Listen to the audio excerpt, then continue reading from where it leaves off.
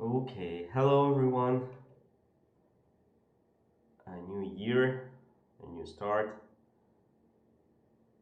So yeah, the plans for this year is to improve my LeetCode ratings. Okay, so checking the quality of the stream, checking if everything looks good. Let me see. Let me hear as well. If the sound is fine. I'm hearing myself on the phone. But yeah, the plan for this year is to start like improving my LeetCode rating. At the moment it's around 700,000, so it's pretty high.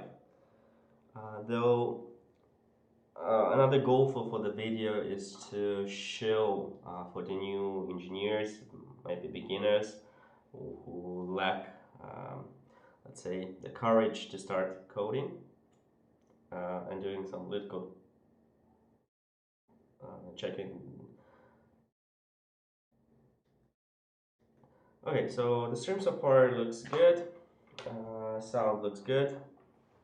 So what's in the plan? So I have like 12, 15 problems.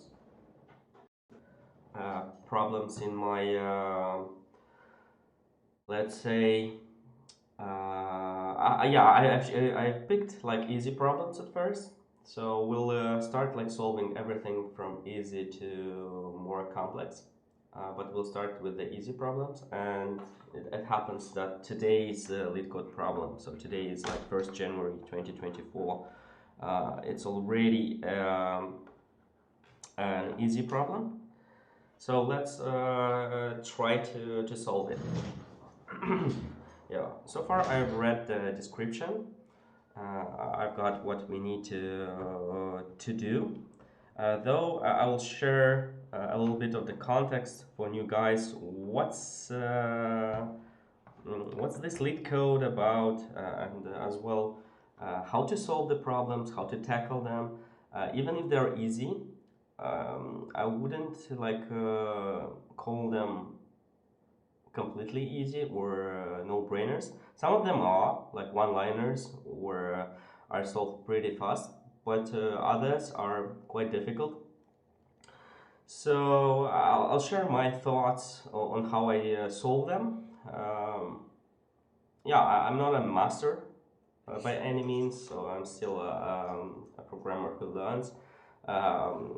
Mainly I use JavaScript, but I fell in love with Rust a couple of years ago, and now want to continue with the Rust. So yeah, using Rust to solve the problems. Okay, so let's dive right into. So this problem, it's about like you're a mother and you have like children's, and you'll receive the data, like the children's will be an vector or an array of n children's, where each children, we call it like index I, has a grid factor, like a g of I, grid factor, which is the minimum size of a cookie that the child will be content with, and each cookie j has a size sj. If sj is greater than gi, we can assign the j to the child I, and the child I will be content. Your goal is to maximize the number of content children and output the maximum number. Okay. So we have like two vectors. One will be cookies and the other one will be children. So let's draw here a little bit. So imagine we have like a cookie vector. Okay, so it's like cookie vector. It's double U. Okay, so we'll have like sizes of the cookie, like 1, 2, 3, and we have like children vector, and let's assume the greedy factor of the children's. So yeah, this will be like S in the problem description, and this will be like G, greedy factor. So let's assume we have like 3, 2, 1. Even if we have like 2 vectors in this form, we can do like some observations, and one of the observation, first one, which we can do, it's to see do we have enough cookies for all children. This is the first observation. And the second, probably we need to start thinking how we can solve it. So what will be like a naive approach? A naive means like how we'll start like solving it by ourselves. Being humans. I mean, not computers, but being humans. So naive will mean like we are like a human when we start a mother and we start assigning. So we see we have like some cookies on the table. So let's draw cookie 1, cookie 2, cookie 3, and it has sizes. So yeah, probably I can do this bigger, and this will be twice as big. Sorry, I'll sip some water. And we have children. So we have like children 1, which is not as greedy. We have children 2, which is not as greedy. And the third child, which is the greediest of all. So logically, we can see even if the order is different, we can see that we can assign the biggest to the greediest child, the middle one to the middle child, and the smallest one to the smallest child. So what's our trouble? Our trouble first is that like we cannot assign them one by one. So one thing which we can try to do, maybe we can sort cookies and children, because for us it's not clear in which order they will appear. So we'll sort. So we can start our algorithm by sorting. So let's sort S, and then let's sort B. G in our case, and the ending result will be like S, it's already sorted in the first case, it will be like 1, 2, 3, but G will be as well like 1, 2, 3. Then what we can do, we can go like index by index and see if, for example, size of cookie is equal to I mean to the greediness of a children. We'll have we can have like a content count variable. We start to 0, and if it's equal, then we equal or less. I mean less or equal. Then we can increase the count. So in this case, count will be +1. In this case, we'll count +2, +1 again, and the third one will be +1 again. So in this case, our algorithm will be in the form of, we'll have a sorting. So we'll sort first. So if we talk about complexity of this case, it will be like we go of n log n 2 times. I'm assuming, but okay, so maybe it not be like 2 times, but we'll have like we go of m log n. Log m. So this will be the size of a vector s, and m will be the size of vector g, and we'll need to traverse it linearly one more time to count these numbers. So overall, the complexity will be in the form of like n, or what we can call it like 2n log n plus n. And if we do like a big O notation, this will be equal like a big O of n log n, asymptotic growth. So it's a pretty fast algorithm. So now we can start coding it. Let's start coding. For this, I'll usually I like to use an editor, it's a little bit faster to work with this, and it's clearer in most of the cases. So yeah, let's see the examples. So we have a couple of examples. So usually how I like to do, I like to do like a unit test-driven approach. So we'll have like test, and we'll mark OK.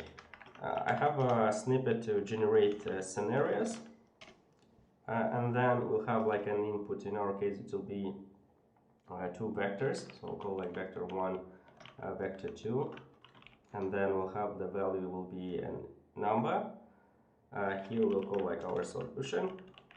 Yeah, looks like I have some fraud issues. But yeah, here we'll need to wrap it. It will be like G and S, and we can call them here G and S. Yeah, so G will be like a greediness factor and S size. Probably for like cleaner code, let's call them greediness and sizes.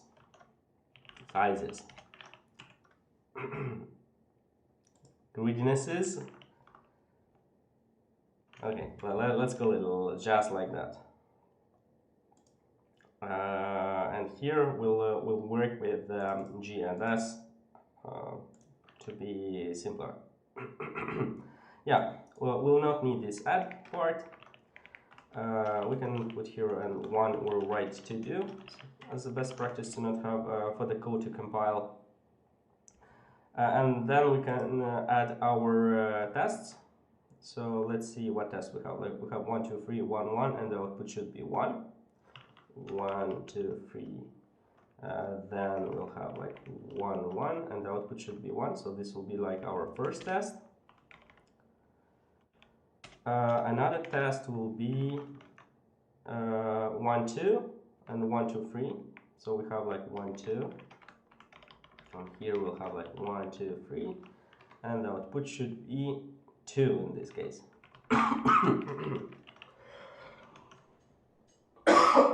Yeah, looks like my throat is sore. Okay, now I have some tea with honey, so hopefully things will go well. So yeah, we can try to run the test. Yeah, it will not work as it's not yet implemented. But this is like a very good practice to write code. You'll test it right away, and it'll be quite easy. So yeah, we remember our algorithm. Yeah, I don't really like the greediness factor. Maybe let's call it greed, and with an S. Probably it's not like grammarly accurate, but let's keep it like that. So let's solve them. In Rust, we can call sort function, but this needs to be mutable. So probably the first thing which we'll need to do is reassignment. Let mutable greeds will be like greeds. This will do a copy internally. And let mutable sizes will be like sizes. And now we'll be able to do sort, and the sizes will be as well sort. So we have these two sorted vectors. Probably we can but let's check in the definition of the problem. Maybe they already sorted, because I see. Do they mention that they are already sorted? Assume you're an awesome parent. Okay. Each child, no. They did not mention that they are sorted. So we have some constraints. Okay, so 30,000 for G and 30,000 for. This will be like I32. Yeah, another trick which I use often, I'm looking at the topics. by having the topics here, we can understand how can we solve a problem, or have some ideas on how can we solve a problem. So with 2 pointers,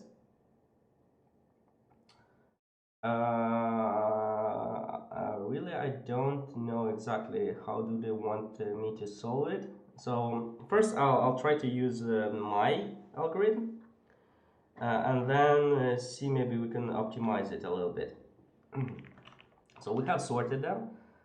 So now what we can do, there is a cool feature in Rust, it's called zipping. So we can create 2 iterators.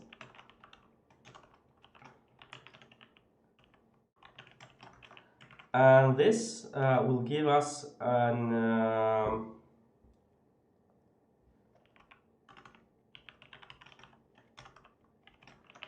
option to compare values one by one after we have them sorted. So if you recall this part which we did in on this board, zipping, what we'll do, so having like 2 vectors like 1, 2, 3, and let's say 4, 5, 6. When we zip them together, we'll have tuples in the form of like 1, 4, comma 2, 5, and 3, 6. So this is a very cool feature of Rust. It will allow us to compare, for example, this value with this value, this value with this value, they're less or equal, and so on, and increase our accumulator. Also, the coolest thing with the zipping part is that it will zip only, let's say, the values which are the sizes, equal sizes vectors. So for example, if we have like a first will be 1, 2, 3, and the second will have only 4 or 5, then we will not have this option.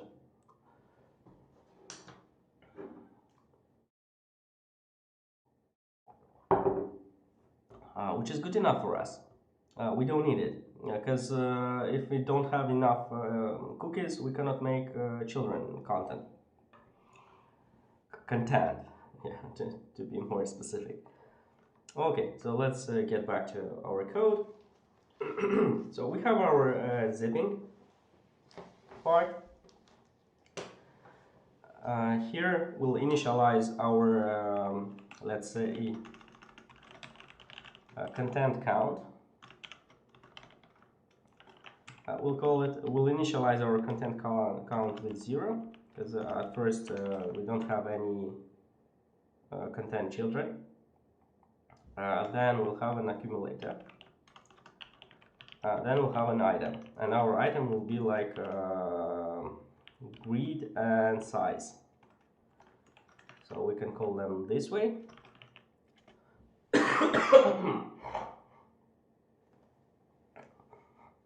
So now what we need to do, we just need to do a simple option like if g is less or equal than size, then we'll increase our accumulator, and we'll need to return it. So that should do it most of the time, and we need to return our content. So yeah, let's test our scenarios. Yeah, they look good. So this means these cases are satisfied. Now usually what I do, I copy this code, I'll paste it in LeetCode, and try to run it there. We don't need this because it's already implemented on this side.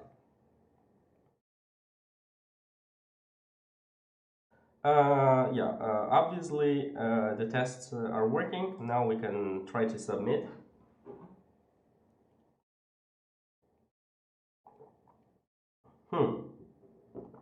Looks like we have a wrong answer. Let's check why. So we have a failing test. We can use this test case. Also, we can add this test case in our code and try to see where we fall. So we can add our scenario. So this will be like G. Okay, it looks like I copied too much.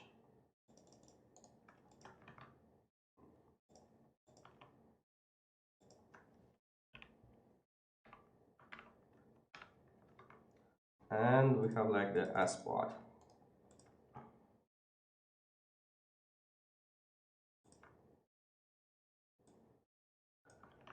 And we have like the S spot.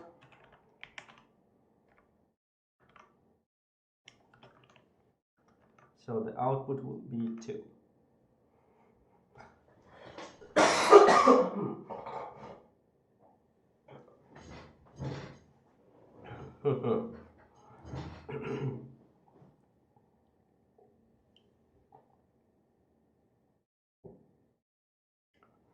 Okay, so we have our scenario. Probably now we'll need to compare it with our board and see, try to run it on our board and try to see what can we improve and why this doesn't work.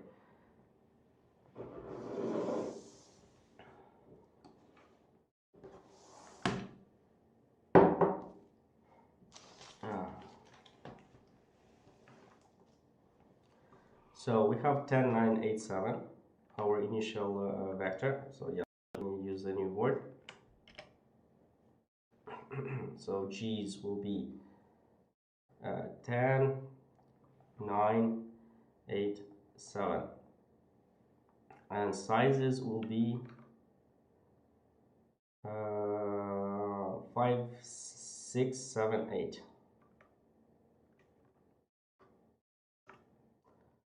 It will be like 5, 6, 7, 8. So we have like this two.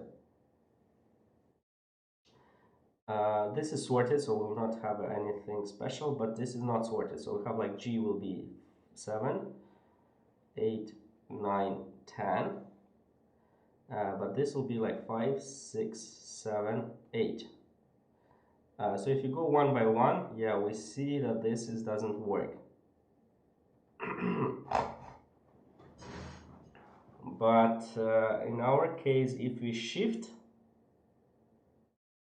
if we don't go one by one, as with our initial algorithm, so we have like 7, 7, then we can see that these two matches, and the output is indeed 2.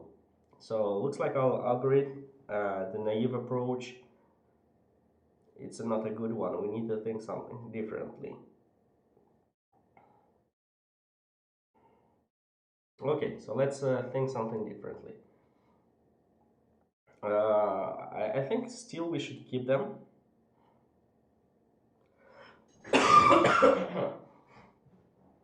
Now let's use the two-pointer idea which they provided.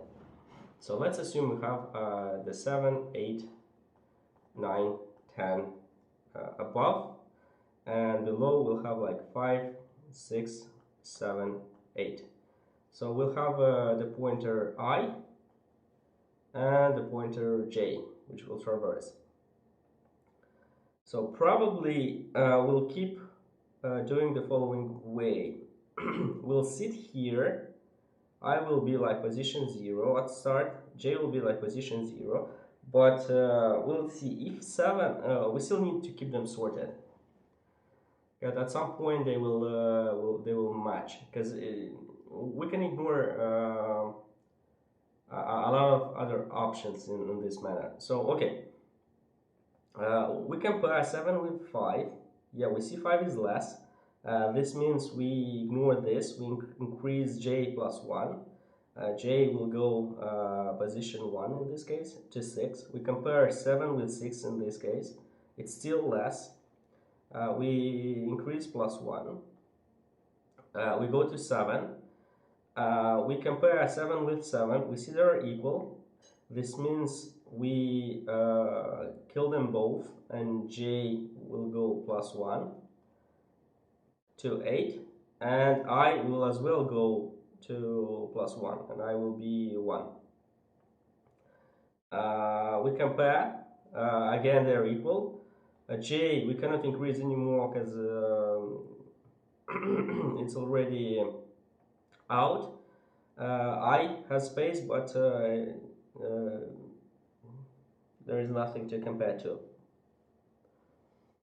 So yeah, I think the algorithm will be similar.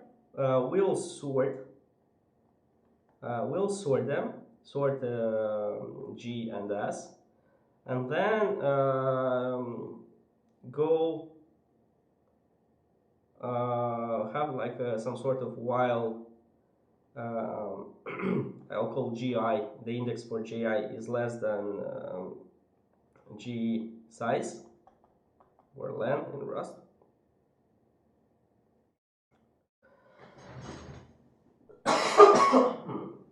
And then we'll try to increase the second pointer.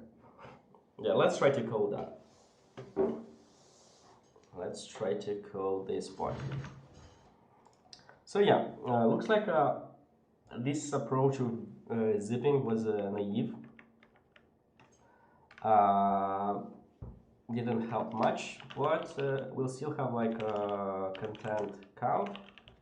I will start to 0, and we can return it right away. But now we'll need like a I index, or yeah, let's call I index, and we'll have like a J index. So we can write some comment used to iterate grids, used to iterate sizes. So we'll do like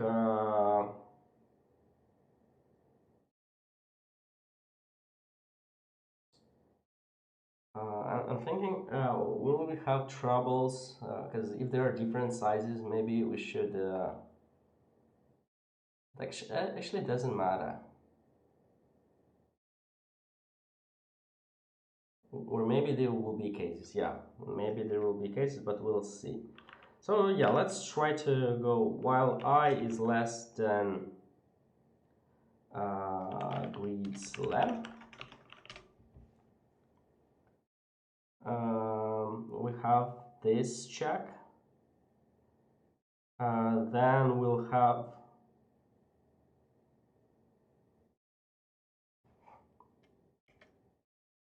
while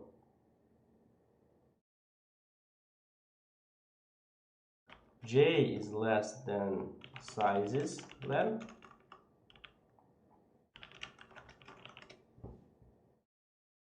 And now we do our checking logic.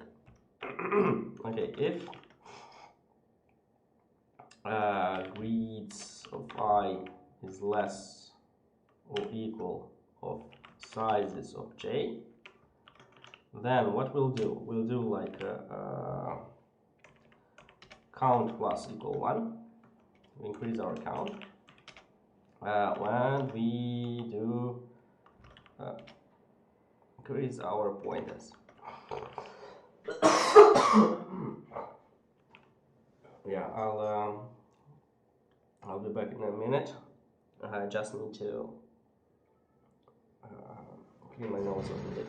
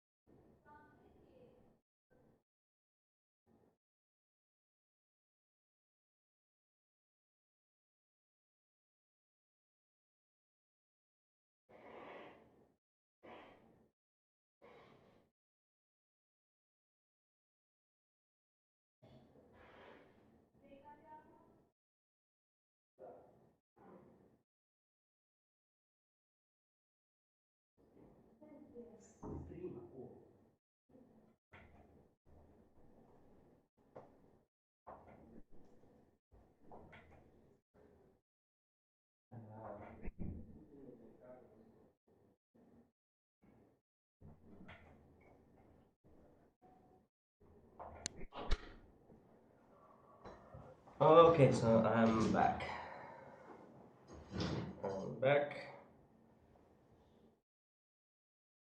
So this is the first case when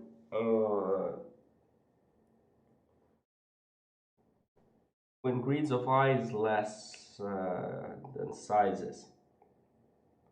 Then we'll have a couple more, like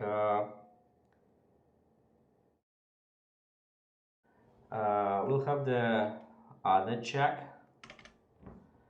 If grids of I is less than sizes, we may have like if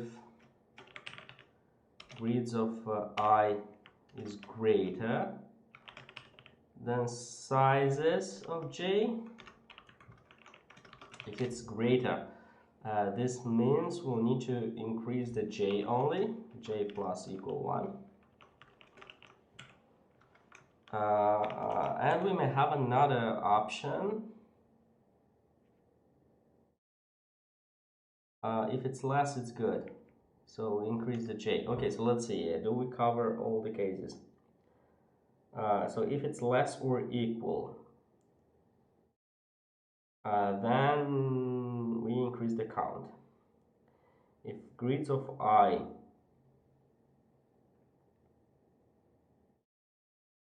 is greater than sizes, I guess that should be it. I don't see any other cases.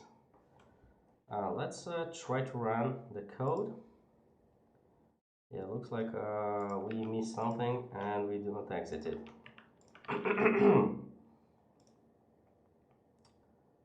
Okay, so why it's that? Let's see.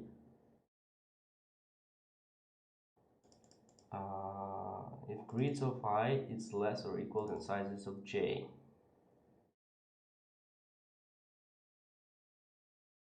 Oh, hello, Dmitry. It's big O of n square. Yeah, worst case scenario, I think it will be like that because we have like this 2 pointers, and it may happen that we'll traverse all of them. We'll need to increase and compare all of them. So yeah, maybe it's not the smartest algorithm, but this easy problem gives me trouble. So yeah, let's see. Looks like I missed something, but I don't understand what exactly.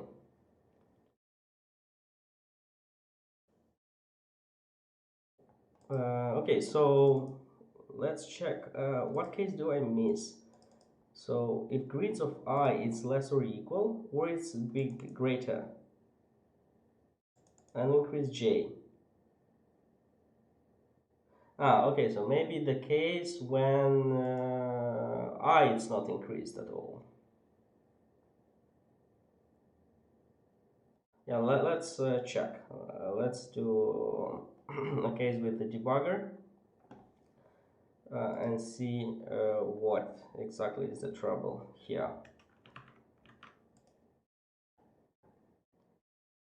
So probably I will not need this.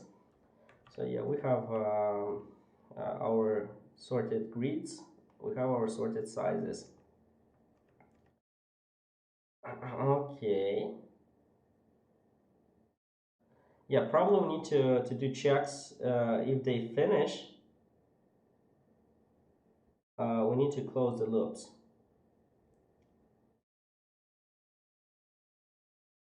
Okay, so we do a content. No.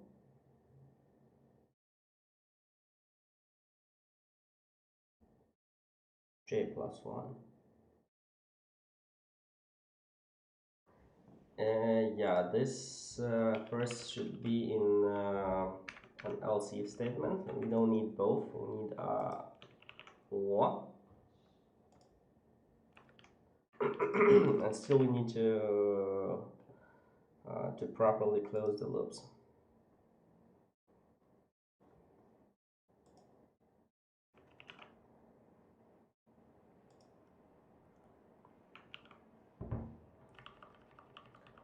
Okay, so we check content.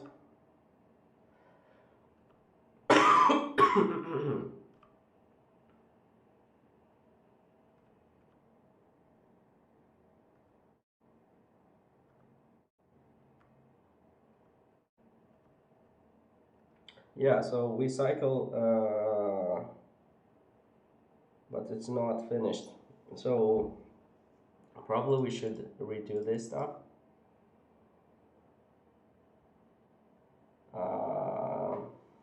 Because I assuming the content count is correct. It's one, yeah. But we need to properly exit our loop.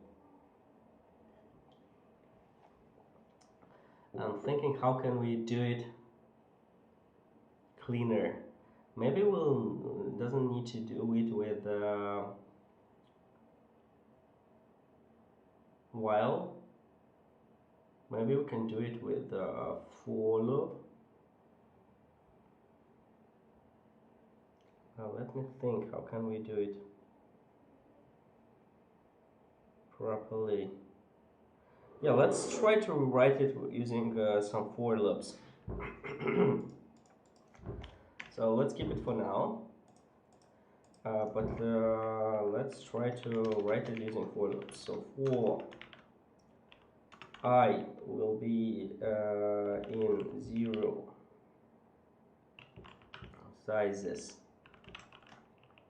len. But do I need to go this way? Do I need to go this way? Maybe I can just use sizes. Size. I don't think I need the items. And we have the second for grid, but not sizes. I kind of needed to do vice versa. For grid in grids.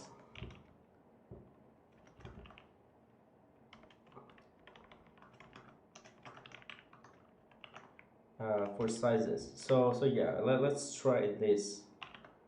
If grid is less or equal than size, then we do our content count plus equal 1.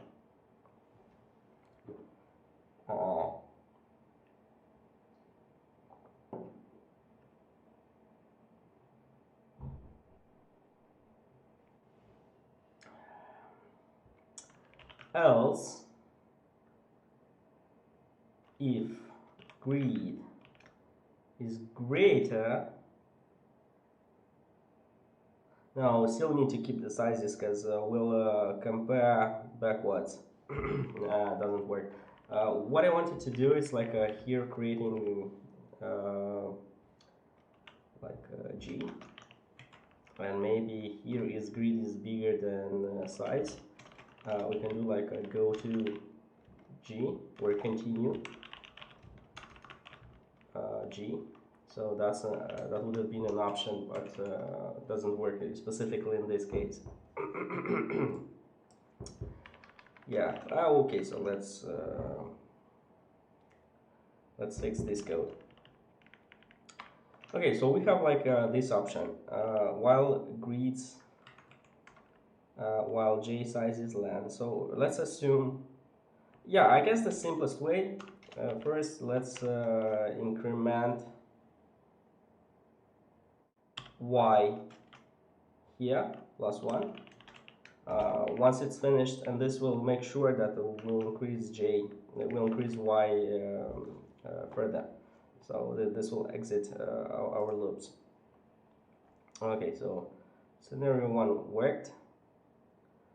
But scenario 2 didn't work anymore.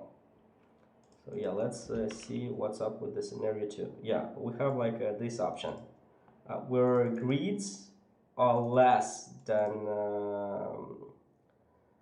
sizes. So let's compare this part. We check greets, we check sizes, we do the content count, yeah, we increase. J goes further, greets of I is 2, but yeah, we cannot actually. So probably we need to do a God.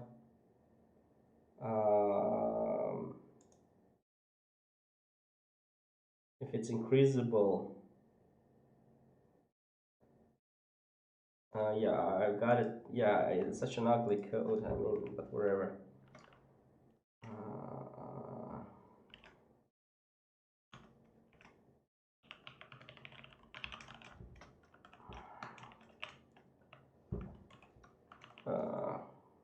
Stuff like that.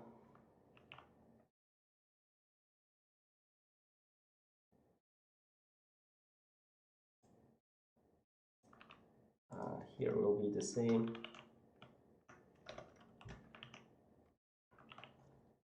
Yeah, I don't like the code, but this should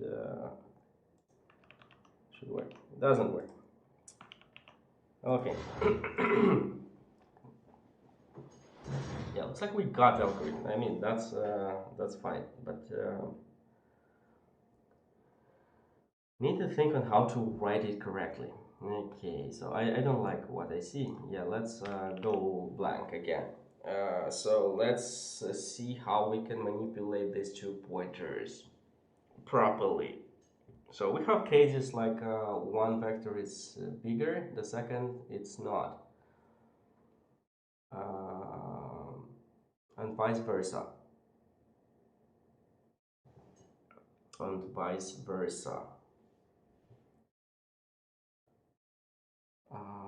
Okay, one vector bigger, the second not.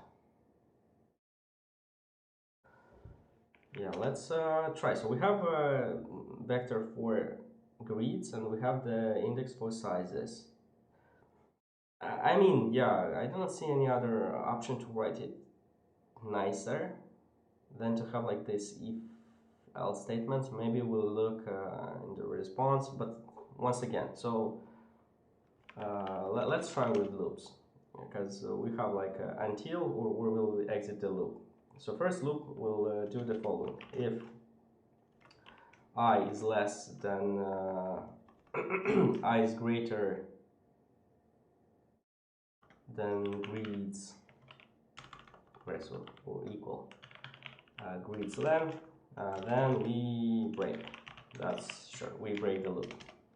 And we do the same for j. If j is greater than greets length, we break again, because this means we got to an end.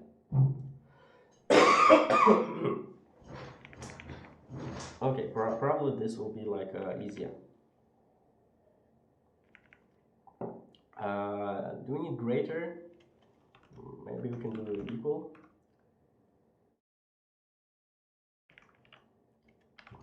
Okay, greater than len minus 1. Same, greater than len minus 1, whatever. This means the last element. Len minus 1. So this is our exit loops. Now we need to write our logic. What happens? So yeah, now we do the following. Greets of I is less or equal than sizes of j. This means we will content count increase by 1. Then we increase I plus 1, and we increase j plus 1. So this is our first piece of logic. Then we do the other else if greets is I guess one option, else we increase only j.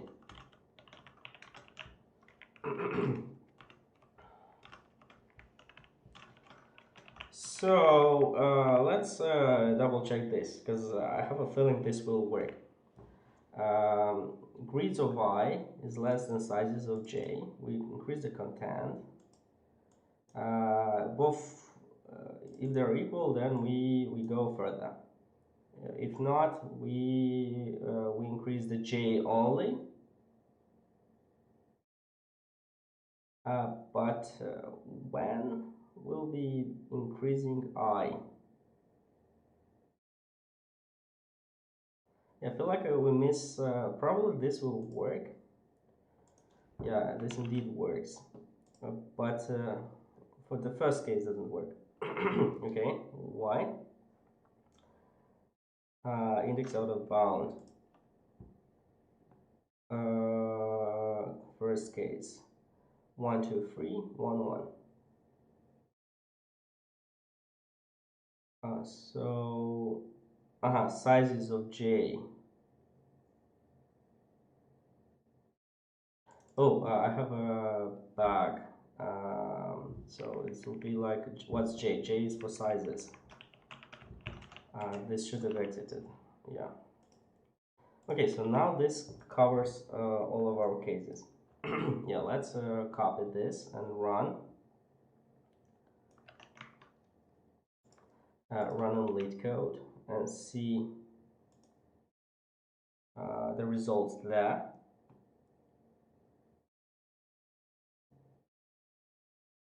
Okay, so our cases are correct.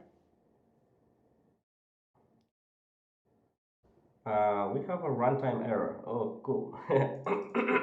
So yeah, we need to cover like a couple of edge cases. We need to cover a couple of edge cases. Let's use this case as well. So what happens when we do? We have nothing in sizes. It's expected to have nothing, but we have troubles right away. And the troubles are here. So probably we can guard this in the form of if rustlang 0 return 0, if sizes.len 0 return 0. Ugly code, but hopefully it will work. I don't like this pointer dangling problems. All the times is just checking for boundaries here and there, and it's not pleasant. Okay, so we fixed this, it works. The results are not the best. Probably it's because we do the sorting. Probably because we do the sorting part. So in our case, what will be the algorithm? This algorithm, as we have like one loop and we dangle two pointers, the complexity algorithm will not be n square anymore, but will be more like n log n, because we do the sorting. But let's see other solutions which are faster. No.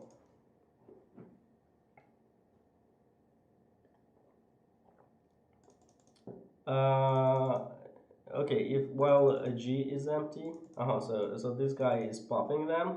Oh, that's even smarter.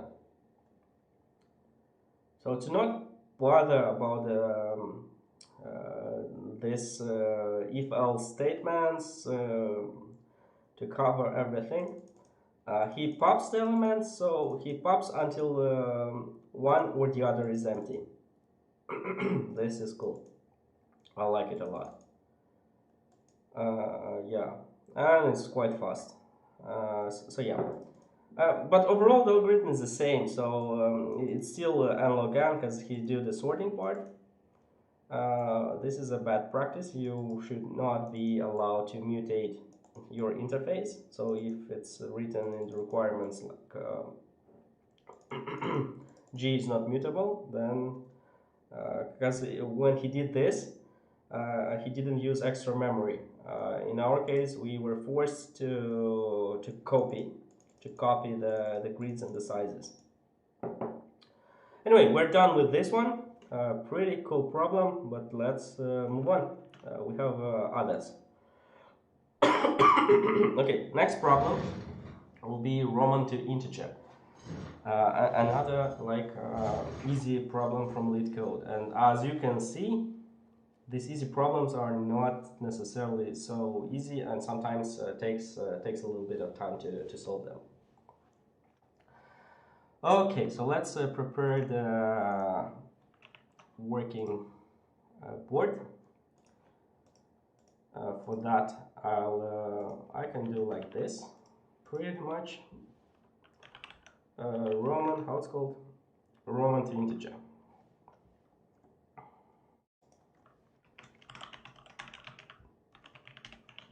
Okay, so I'll need this spot, and I will use that. I'll need the scenarios to copy in a while, and yeah, probably I'll need to make this public as well for this to compile. Roman to integer, expected size will be a little bit different. So we need to prepare. So we'll receive a string. Usually it's a good practice to do, to write a to-do for these things to compile.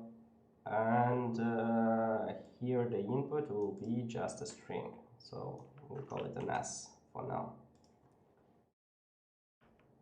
Okay, S, but the scenarios are not correct. We'll need to clean up the scenarios in this case, because this is not right. Yeah, probably I'll do it from scratch. So we'll have the following scenario, output. Yeah, so free, let's put it this way. Assuming we'll have III to string, and this will give us free as output. Oh, my throat is killing me. Yeah, we don't need to do this. We're doing. Yeah, actually we don't need this spot.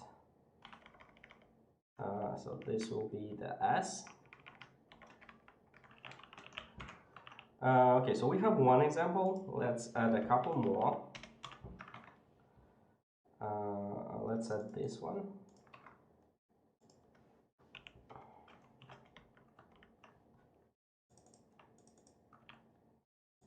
And what's that? L 50? 58? Yeah, 58. 58. What else do we have? We have like this one, which is 1994.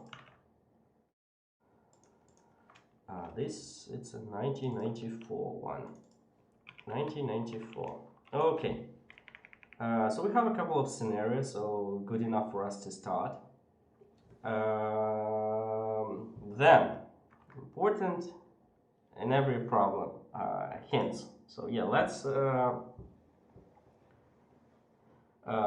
try to read hints. This is actually like a good practice. So you'll read the hint and you will receive some ideas. Problem is simpler to solve by working the string from back to front and using a map. Okay, so they give us hints. Other hint I use, it's like topics. Hash table, math, string. Okay, so this makes us think a little bit on what algorithm we should use. So I guess it's time for our drawing board and brainstorm a bit how we'll solve this problem. Okay, so let's find our board, clean it up. So let's assume we have like a free. We have a map in the form of like this means 1, this will mean 5, C I think it's 100 or 10. I don't know, I don't recall the map exactly. We can 100, yeah. X will be like 10, 10 and so on. So if we go backwards, probably we'll keep these values into a hash table. So this will be our map. So this will be the map part, hash map.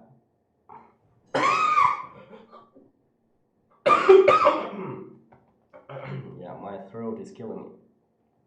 And let's go backwards.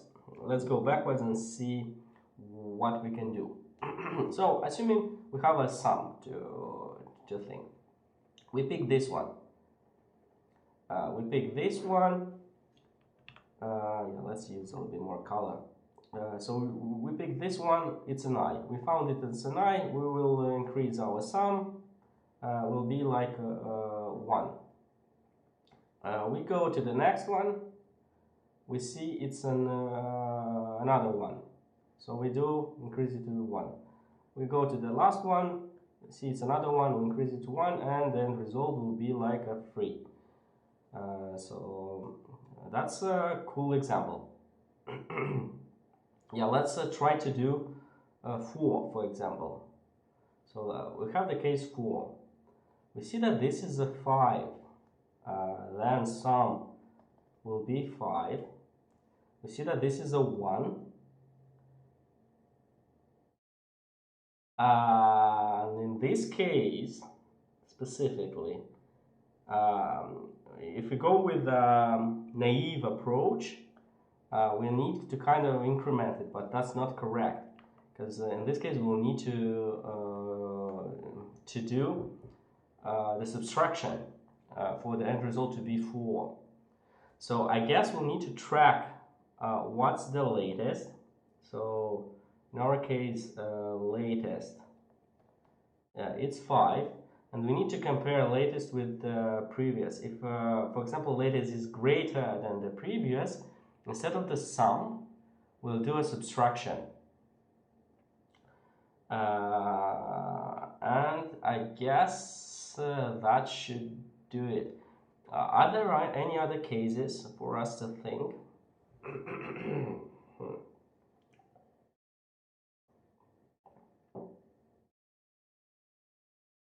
I don't know. Yeah, let's try coding it and see.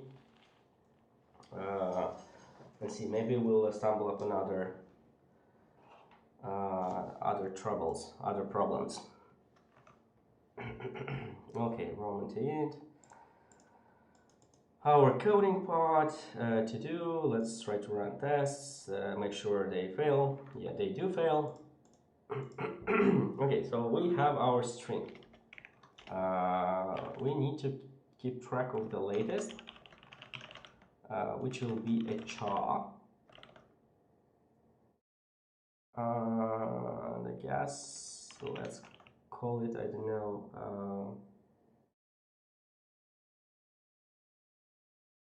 but not latest. Will have a value, not yeah. Let's call it an I52. Let's put it 0 at first. Hopefully it will not give the negative numbers, but we'll see. Yeah, okay, so I guess we'll start with our hash map. Let map will be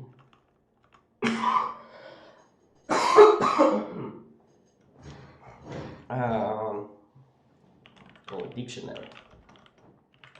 Yeah, we can create our dictionary using tuples in the form of like a string and a value,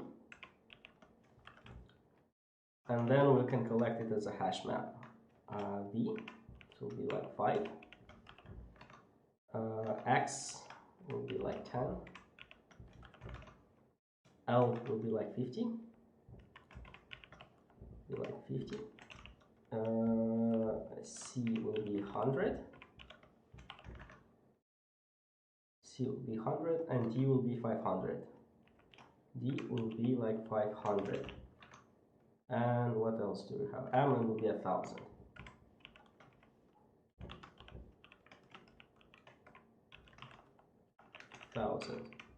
Okay, so we have our dictionary, and now we can do an iterator, and we can collect as a hash map. And we'll need to provide like a string.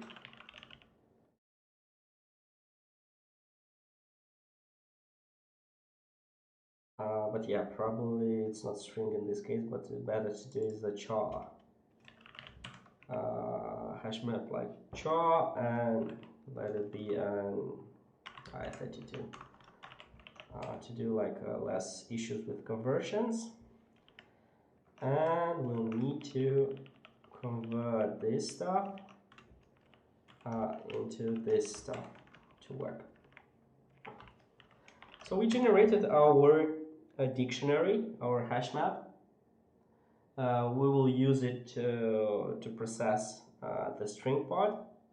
So latest, as we saw on the drawing board, we'll store the latest value, and we'll dangle it using the plus minus sign to be sure where we will increase and where we'll decrease. So yeah, we'll have a sum, starts at 0, and we need to start processing our string. Reverse doesn't work. Okay, so we have like chars, and then we'll use an iterator to reverse, and then here we can do like for ch in this, or we can do a fold as well.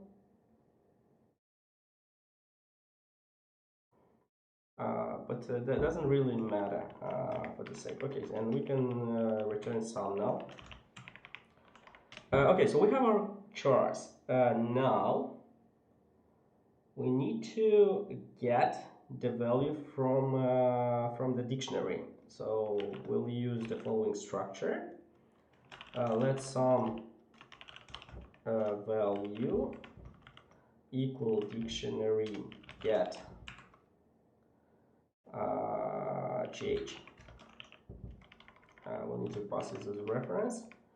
Yeah, there is another option like to use get with the unwrap, because we know the string will contain our values. Yeah, then our algorithm will be something in those forms, like if latest is greater than value, then we'll do sum minus value, else sum plus value.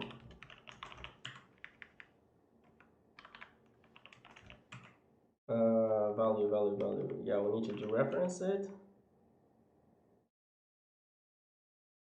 And latest will become value, or current. Yeah, we need to reference it again.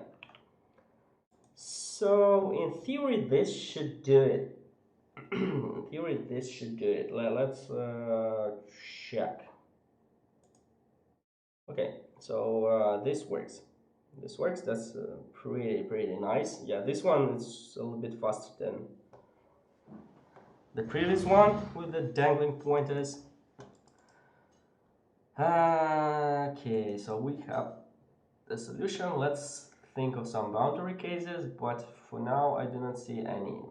Maybe if you give like an empty string, wherever. If s is empty, return 0. Yeah. But for now, I think this should do the trick. Yeah, let's try it. Let's firstly run and compare, see that this works. Yeah, we need to include our hash map.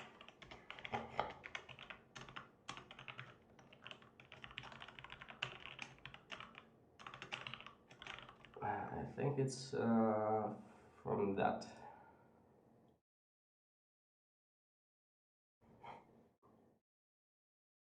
Okay, so yeah, let's submit and hope this will work. Oh, that's pretty good. Not the fastest. Yeah, let's see what else. Result pref match C. Yeah, probably, yeah, the hash table, we don't need it. Maybe with the match was good enough for us. We do like needless operation, current minus 2 multiplied by pref. And it doesn't do the reversion. Why? Let's see. Let's try to understand what these guys do.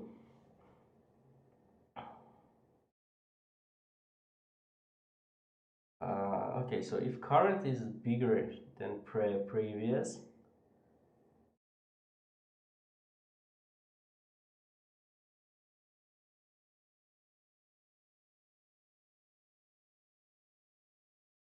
oh, so probably yeah. Uh, Instead of subtracting, so let's assume it's 4. So current, it's 5. Result was current 2 multiplied by previous. But why 2? This is I don't get.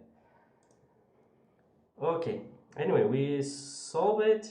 Probably we are good to move on to the next problem. Longest common prefix. Cool. We have another problem. I'll be back in a couple of minutes, so we'll continue with this one.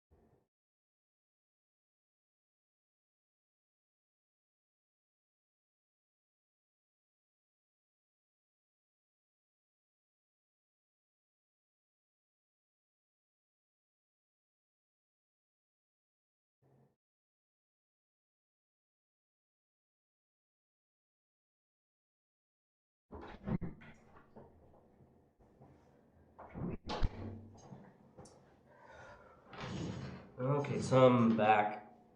Let's try to continue with another problem.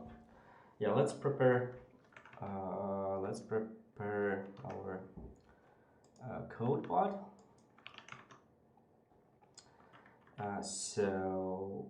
Yeah, what can we do first? I guess let's copy this. What's the name of the problem? Longest common prefix. Longest common prefix. And we don't need anything. So yeah, let's skip the test part. So you copy this, put it here, struct solution,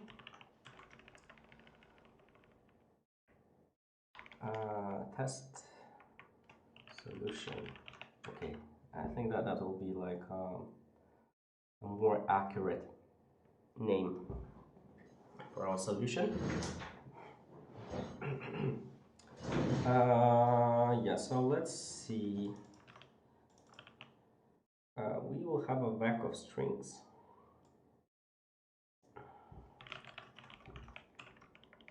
Vec of strings.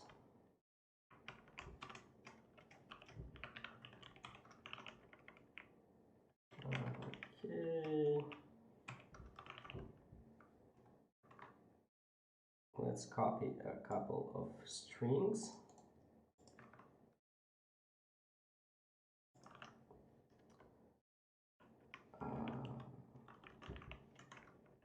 And maybe here I can do like string.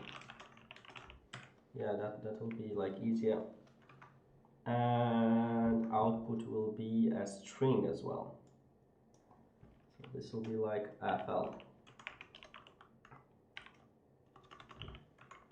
And we can do expected to string for this to compile. Yeah, we'll need to mod it for this to start, like for us to see errors, troubles. Vec of strings. Oh, yeah, this will not work. I mean, I can do it like that. I can try to do it like this. This works as well. Maybe I can do a mapper function. And that probably will be like toString. Okay, so we have this. As will be our strings and expected to string. That's already a string, so it's not an str. So we don't need to do this operation. Okay, so this is the first scenario. We have a couple more scenarios. Let's add them as well. So dog, race car, and car. So we have here like dog, race car, and car. And the common will be an empty string. Write a function to find the longest common prefix string amongst an array of strings. If there is no common prefix, return an empty string. Okay. Okay. What's the ideas here? Let's see the topic, strings and tree. Tree, what's the tree?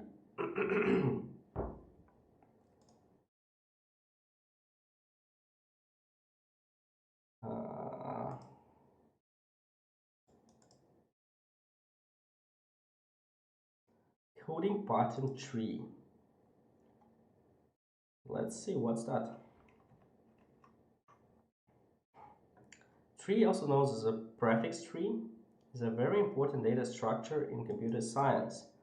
Its common application includes the lexicographic sorting, full text search using a special implementation of a tree called suffix tree. Yeah, that's cool. I didn't use this before. I'm using like full text search and all the other things, but I didn't know about this data structure.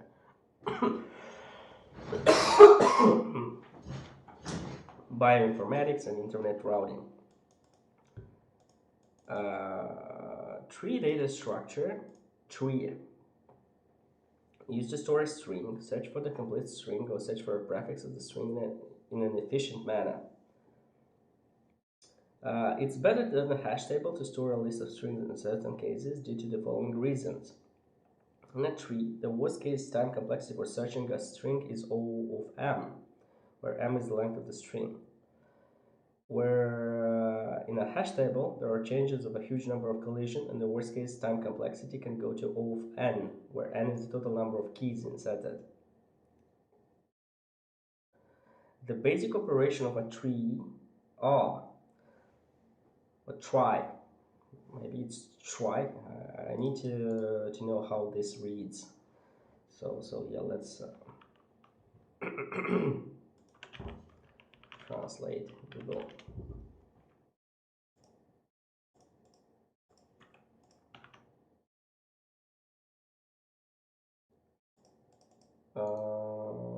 How this reads. Okay, doesn't matter. Insert. The basic data structure of a class includes an array of corresponding links. We will be creating an array of 26 links. Each link corresponding to the 26 alphabets represented in the English language. We also have a boolean called isEndOfWord, which will signal the end of the word in the corresponding tree node. Okay.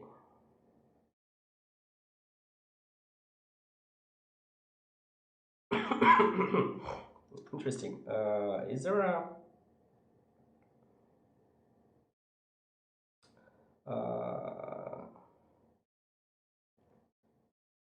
this operation is very similar to the search operation, except for the absence of check for the isEndOfWord flag.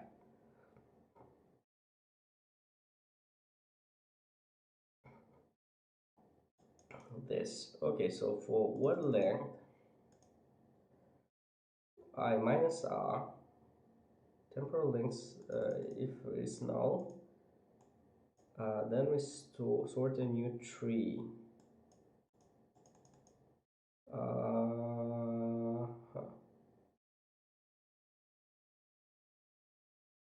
I'm sure I got what this data structure. Word dictionary, tree at word, search word, tree count,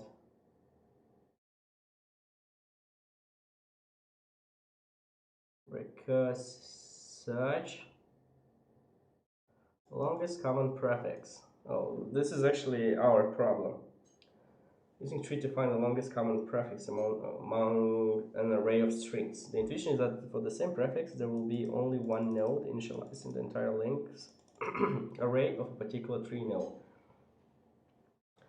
As soon as we detect that there are more than two nodes in the same tree node, there is a divergence and the prefix is no longer same, and we can exit. If we reach the end of either of the words in the array, that's also a valid exit condition. Okay. Yeah, but yeah, thank you. But I still didn't get. Wait. Where's our problem? This is our problem.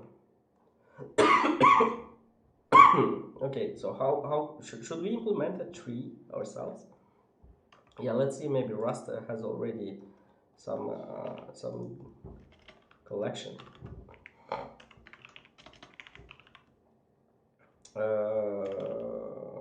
Use std collections tree. No, there is none.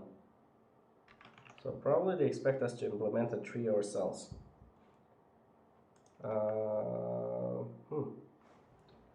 Cool. So I guess now it's time to get the algorithm bug and implement the tree data structure.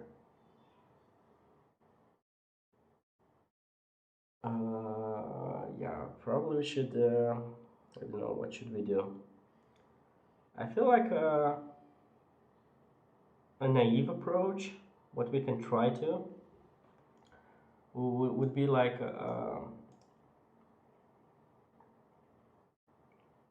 I guess picking the shortest. So we'll pick the shortest string, and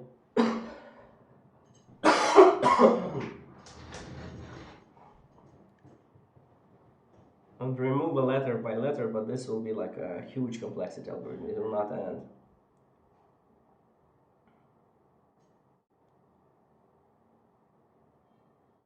So yeah, probably we'll need to learn about this data structure if we want to solve this problem. Yeah. Okay, so yeah, I guess time to create a mod like tree. Let's try to implement it. Tree. Maybe to fasten up a little bit the things, we can enable implement tree data structure.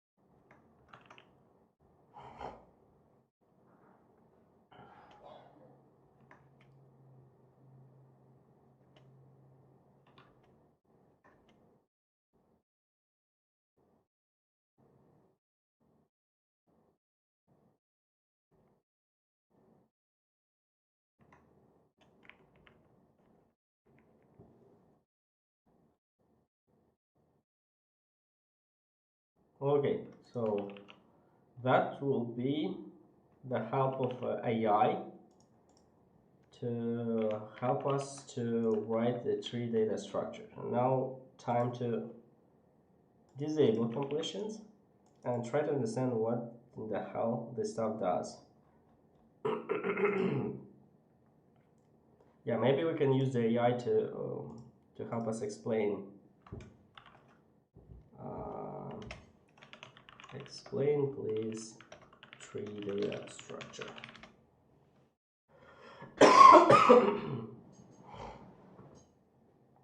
Prefix tree is a tree that the provided Rust code, the tree is embedded with a tree node struct and the tree struct. The tree node struct has two fields: children, a hash map where the key is a character and the value is another tree node that represent the links to the node's children. Is then a boolean that is true if the node represents the end of a string. The tree struct has one field, root, which is the root node of the tree. The new function in both structs is used to create a new instance of the struct for tree node. It creates a node with an empty children hash map and isn't set to false. For tree, it creates a tree with a new root node. Okay, so let's see. We have like our data structure. We disable this,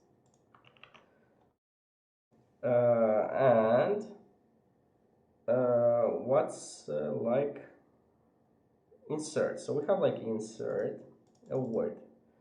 So we have a tree node has like children and is the end bool. So when we start, it's a new and it's false. Okay, so so what happens here? We have like a current. we have the root. So looks like a sort of a graph.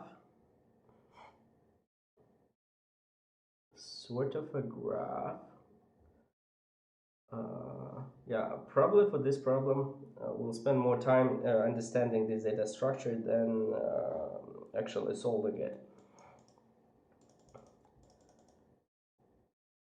Okay, so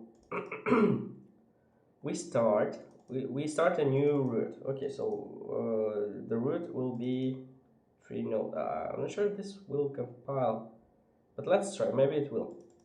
So for the chars in a word, we'll get the children. So we'll see if this stuff exists in some children in the current node. If not, we'll create a new tree node there. And once we finished with the word, we'll mark that it's true. Okay, so what the search does.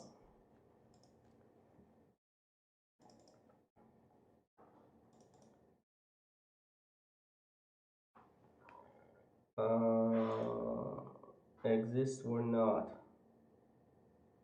Starts with.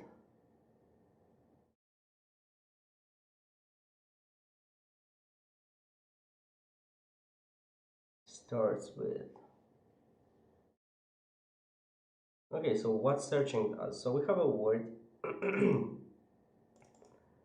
We have current, we get ch. And this will receive a new node. Have a node, okay. Else, return false.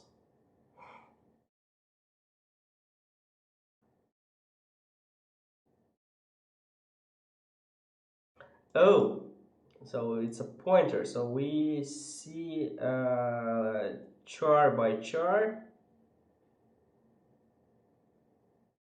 If you have it in the tree. Starts with.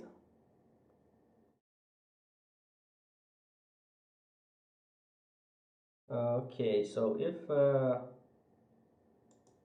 starts with and such is pretty much the same, but we need to make sure that it's a whole word or it's like the half word. It's a full word or it's not like the full word. Okay, so again, let's look here and try to figure it out how this stuff works. For this, we'll use our drawing board. This tree data structure, I never used it before, to be honest. I never needed to use it. But I think that's the goal of like solving problems in LeetCode, to learn new stuff. So yeah, let's see here. Control N. We have like a new canvas, and let's assume you have a following word. Which word to use? Yeah, let's use something fun. Yeah, and we'll use the word fun. What's funnier than the fun word? What happens in our case? We will initialize our tree data structure with a hash table with nodes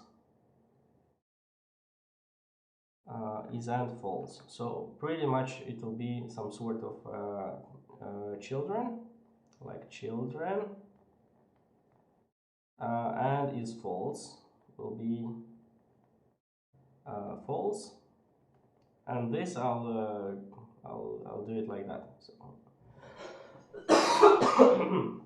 okay, so this will be our root. Yeah, call it like a root.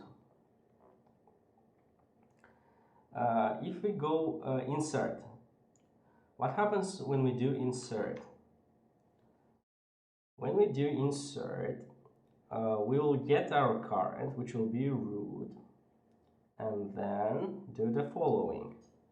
For each char, so in our case F will be like first letter will be F, and then U, and then N. And what we do, we check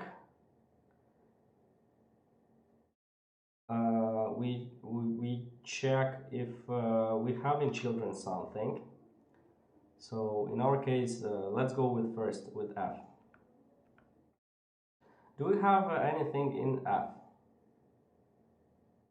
No, we don't have anything in F. In this case, children will become like children. Children will become, or insert 3, no new. 3 no. Wait, I'm confused as... okay.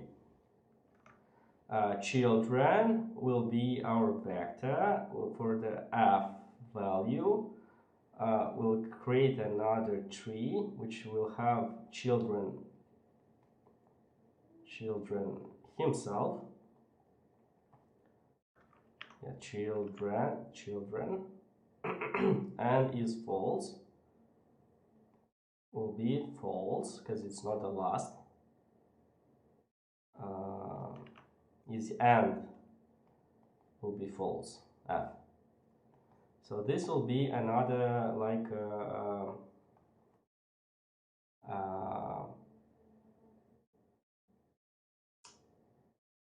another structure inside. Okay, so let's I think I start to get it more or less. So we go with U. U as well, it's in high level. Wait, I don't want this. Where's my colors? Yeah, okay. So we'll have U as well, blah blah blah, children.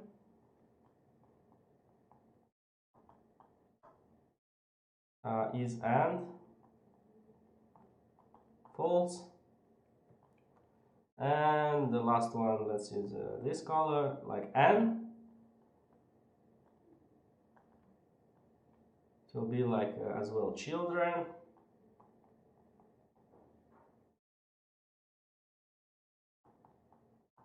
And is and in this case will be true as the last one.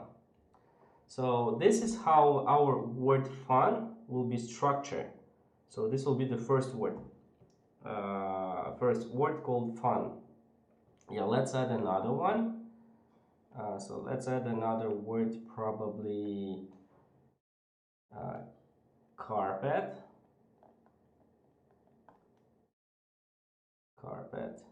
But still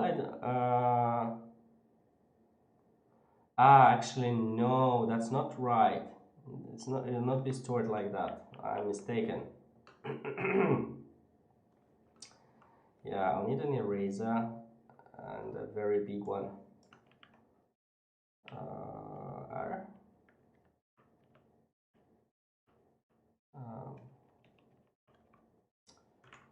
Yeah, anyway, okay, I guess the simplest way will be something like this. It will not be stored like this. That's I'm mistaken. So that's not right. This will be how it will be stored. It's a chain. So first will be F, and then we'll have like children, and is and false. And here we have another structure. So here we'll have like U, and then we'll have children,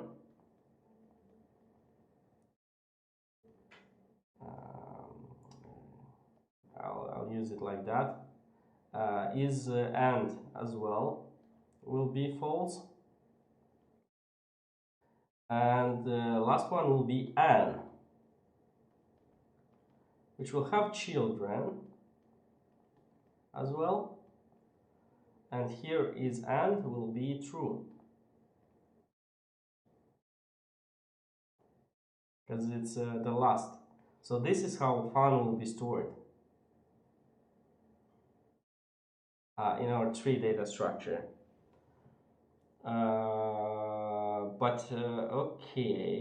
Okay, that's fine. So this will be the root. So the root will be f in our case.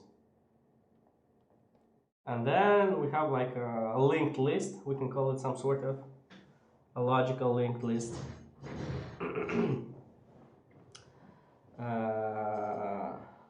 And then let's use another word as an example to see how this will work in our case. Let's yeah. Probably we can use our example. So flower, flow, and flight. So yeah, let's try the following examples. So we have like flower, flow, and flight. I'll do flower first. So we'll start with flower. So the root. So we have the root will be f, because we start with f. Then I'll call it gh and yen to not waste a lot of time. And will be like false, and gh will be another structure. Yeah, probably I'll use another color. L. Next will be L. L here. GH and yeah, false. Another structure.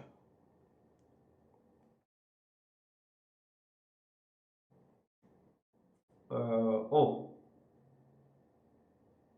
O will be GH and GN will be false. It's not the last one.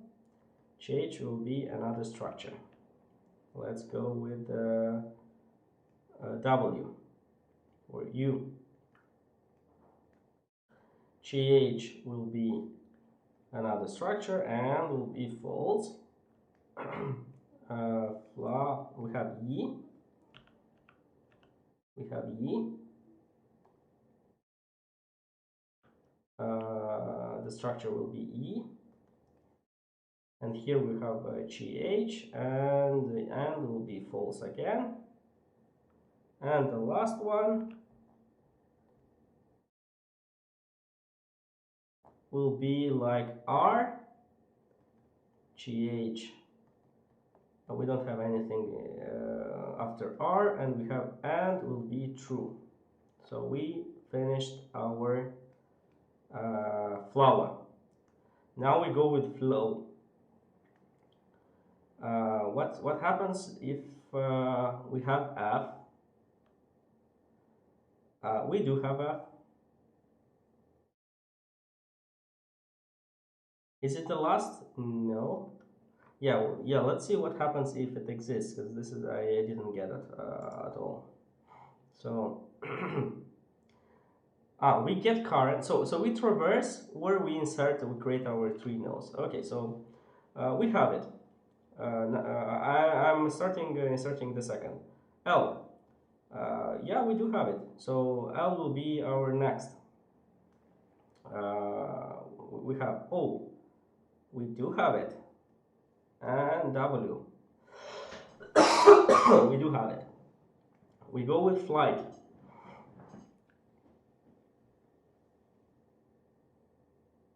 What happens to flight? So F, we do have it. Yeah, but here, flow,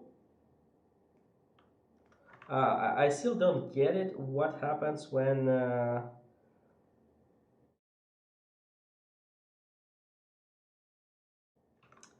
Oh, so when flow, this will become true.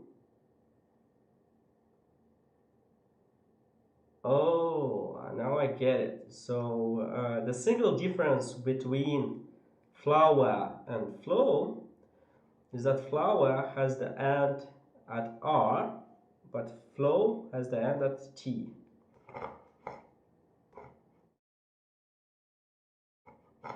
Okay. Yeah, let's see with light. What happens with light? So we do have F, and remains the same. We do have L, and remain the same. But with I, already here we'll have a new children. So it'll be like IGH, and N will be still false. Then we'll go with G, blah blah blah, till we've got to till we've got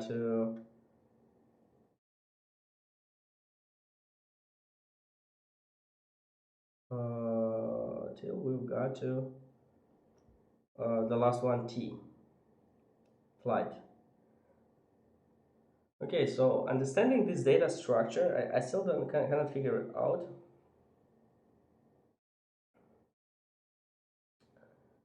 Yeah, probably I need to traverse the tree from root where all the nodes have only one children.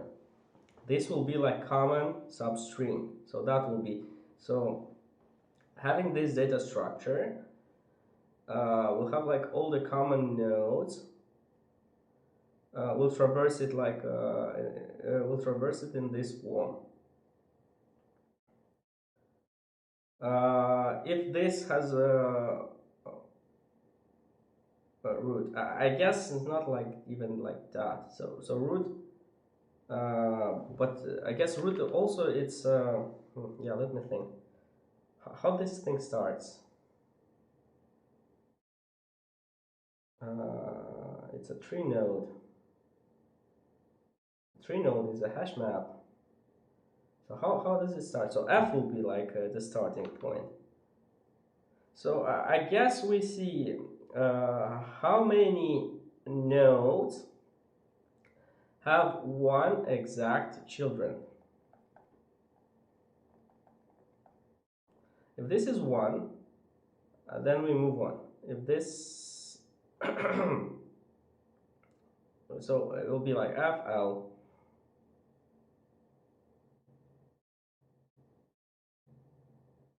Okay, so kind of I've got the trouble. Now let's try to code it, and I guess we'll need to code from scratch this tree data structure ourselves.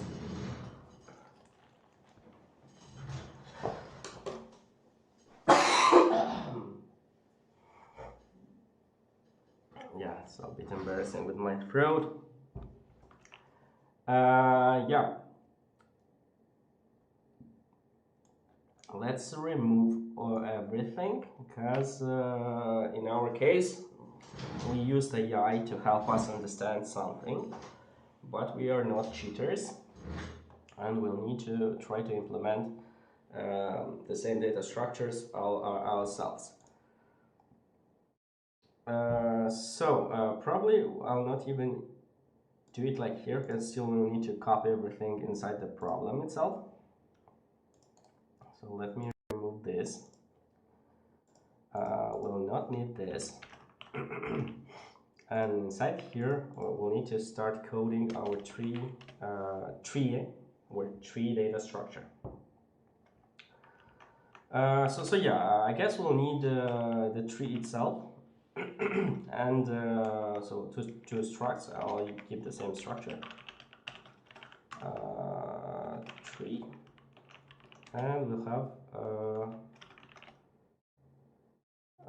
the tree node. Okay, so pub struct tree node, which will be like children. which will be a hash map, ch, char, and tree node. And we have like is and boolean bool. I think it's just bool. And this stuff just has a root and has a tree node, I guess. That will be a starting point. Yeah, we'll need to implement some new stuff. Yeah, let's implement for this. Impl tree node, fnu self tree node. Design will be false by default, and children will be a hash map new. So we have this stuff, and now we'll need to implement the things for the tree itself, the tree data structure. Impl tree, new. We'll be returning self. So it will be like tree.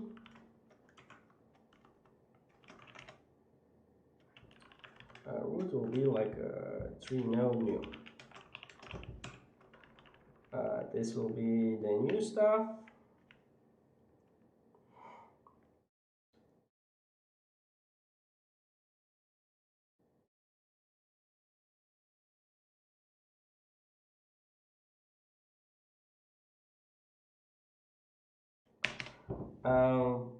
It's a little bit different than what I thought.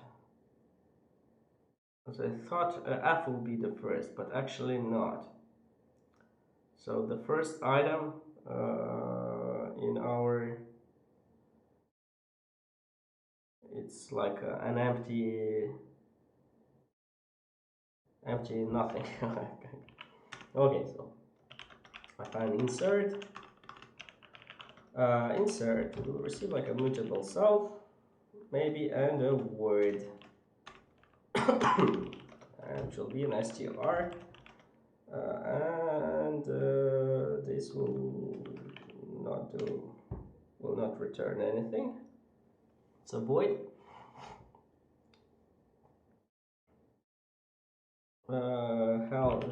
like let current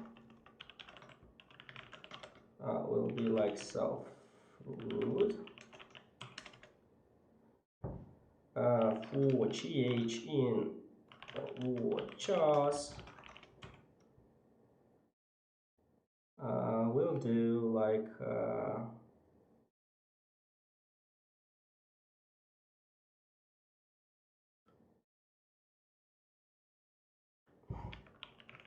okay, so let entry will be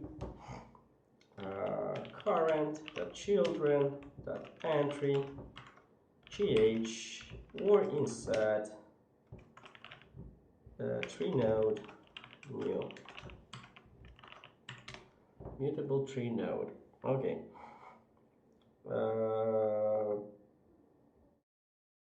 I guess we don't need this. We can mark it as current. What don't you like?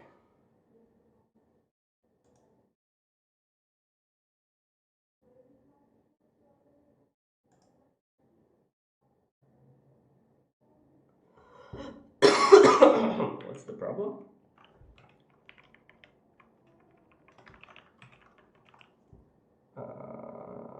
Expected to do this value original self root. So we have this, and here we do like current is and true. Now we need to understand what's the trouble here. So current expected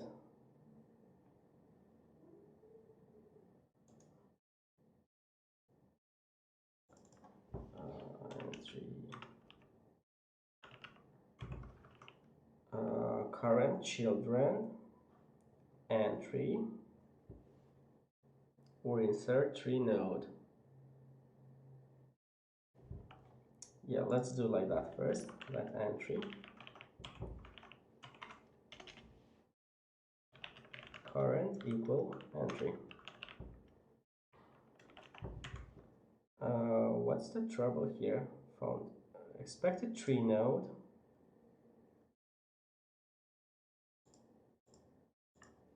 Can I use mutable? But I don't need mutable here.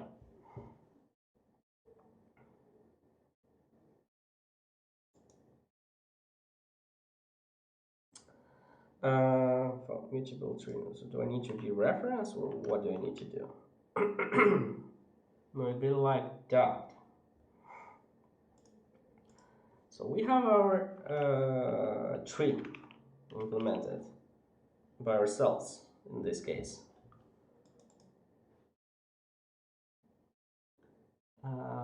Yeah, let's try to write a little bit of code and try to understand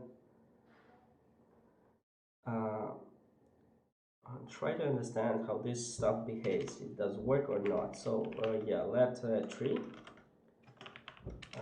new, call it as a mutable tree, back of strings. Here we have like I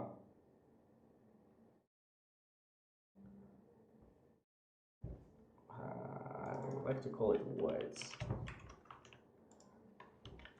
Words, iterator, map, or not map, but for each. Yeah. Words. Yeah, maybe like that would be cooler. Tree, insert, word. Let's do to do.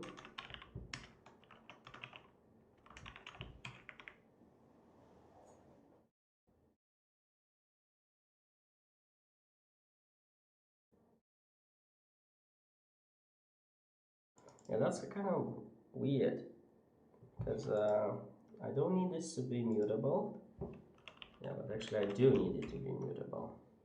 I have issues here. Okay, so consider borrowing. Yeah, for sure I need to borrow.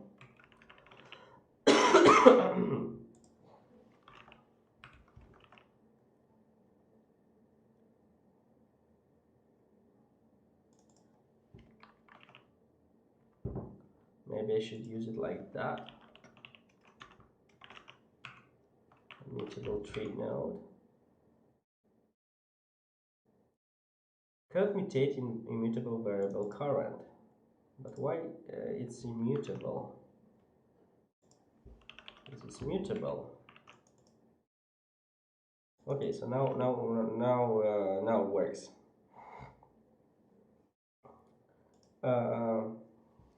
For the sake of, I just want to to print the results.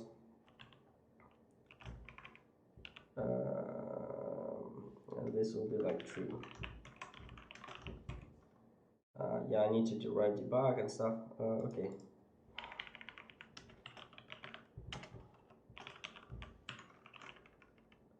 And here as well.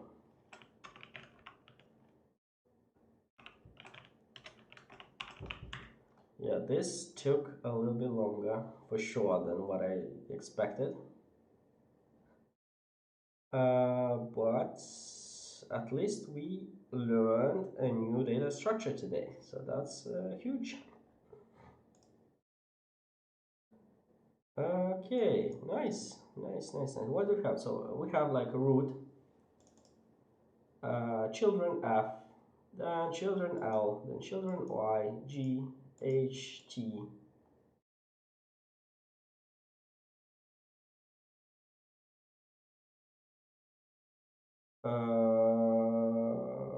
Okay, fl, and then I and o, it's at the same level.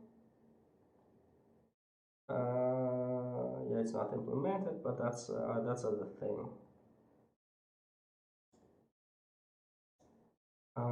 Okay, so we have some thoughts. Yeah, maybe we should just return an empty string. Yeah, for this to compile. To string. And see how we can use our common substring to... So this is case 1. But for the case 2, yeah, actually it failed, so probably we need like FL to return. Yeah, we can return FL here. And this will pass the first test, and then the second will fail a bit.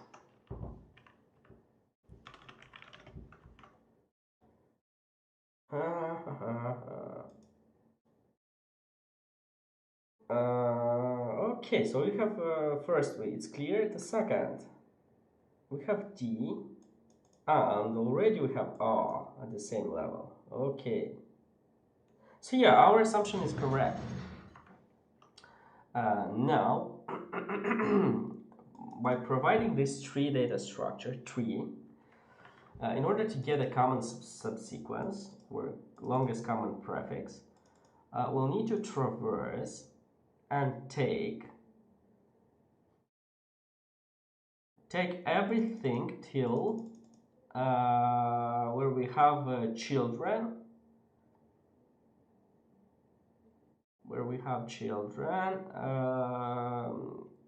exactly equal to 1. Okay, so we'll do the following. So let mutable result, which will be like a string, we'll return that. Now we'll do like let root will be like tree root, and this will be like a current. Let's put it current.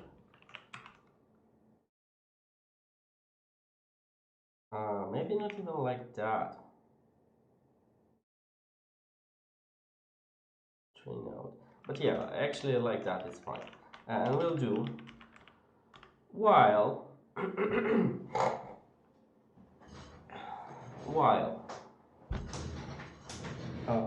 current of children of len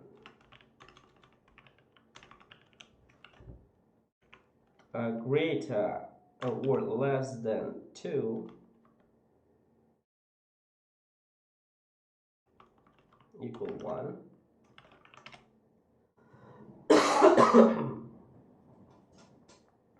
Where current children len equal 1, we'll do like what's the value? How do I get the value? Because I'm not clear.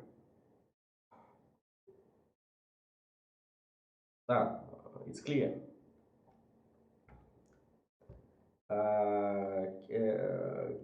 Keys that charts will be like current children dot keys dot collect a string.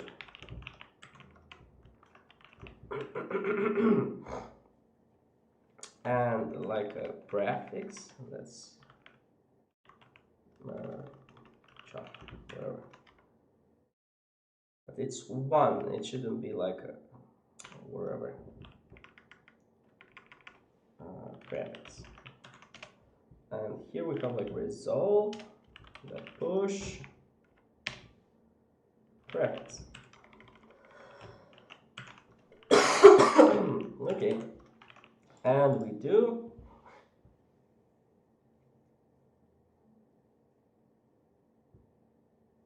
and how do we do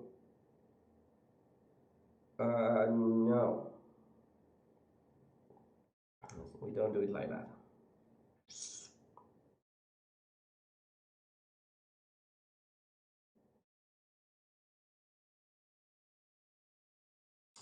Yeah, we don't do it like that.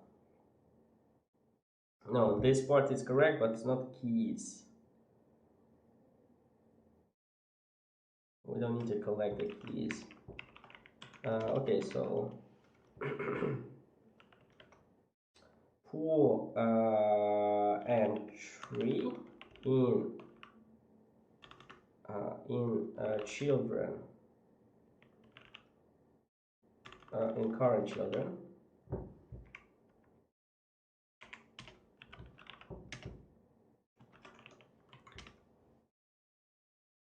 char and tree node. Okay.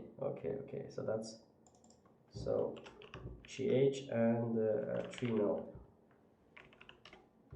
and node or next node, next node.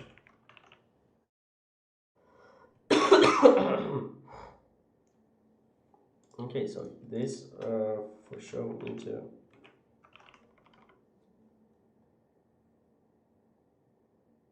use size.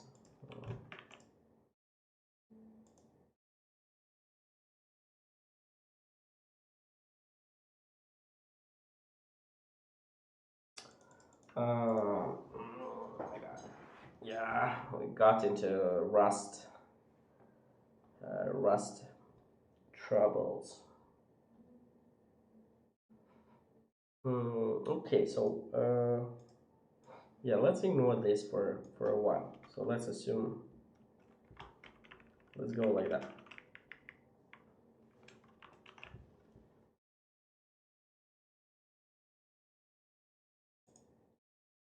Current children, okay. If current children that len is not 1, break.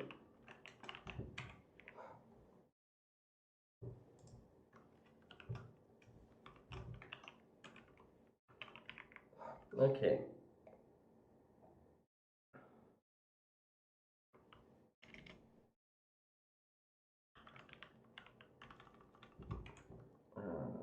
Let's call this prefix.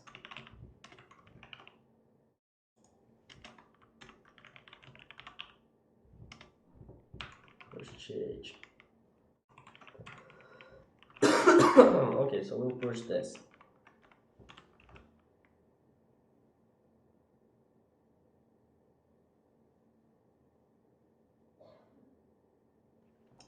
Yeah, this is not clear for me. Because this will not traverse, so kind of we need to iterate like within a while loop. So that will be the while loop.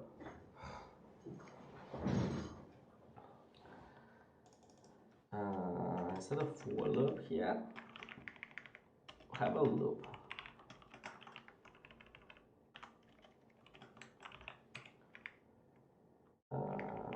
And yeah, it's a little bit unclear. I mean, the algorithm is clear, but it's taking a little bit of time.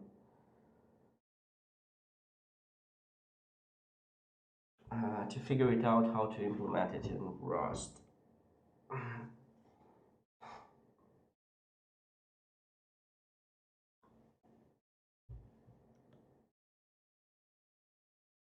Tree node, yeah, let's think, how can we get it? So we have our root now, and this needs to be mutable. This needs to be mutable. Now we'll have entries for okay, so if current children.len is different than 1, we break right away. Else we do a for entry in current children, and this will be like a char and a tree node. Yeah, probably this one will put as a reference, and this is a use size. Why don't you like it? As type which does not implement the copy trait into iterator.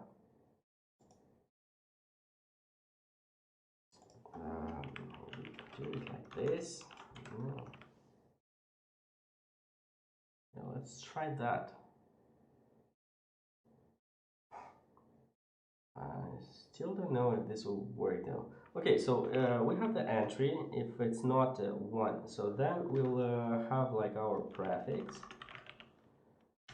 We'll push and yeah, probably here I'll do it like this. It will be like GH and node or current or next node.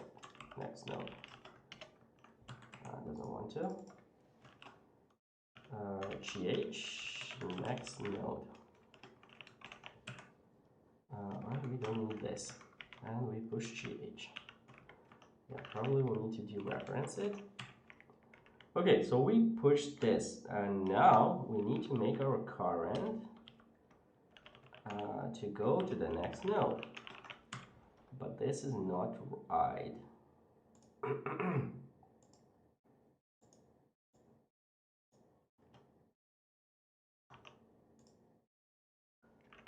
Yeah, this will be like that. Next node. Okay, so what about dereferencing?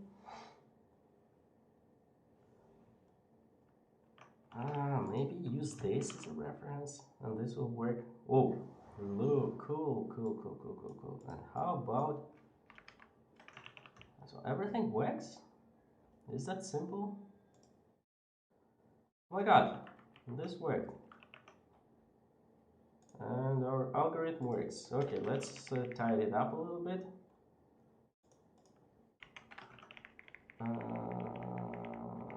Okay, so we have this. We actually don't need this is and stuff. We don't use it.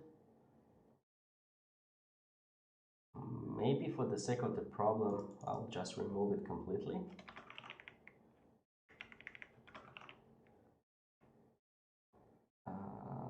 We don't need it. It's useful for searching the words, but we don't search the words. So, so yeah, pretty cool problem. Really, I enjoyed solving it. Okay, yeah, we'll need everything. So let's copy it and let's try to paste it here. Clean it up. We don't need this. We don't need debug. We don't need any of that. We have insert. And we do the algorithm for prefixing. We try to run. This works. And then let's submit. Wrong answer. So for this,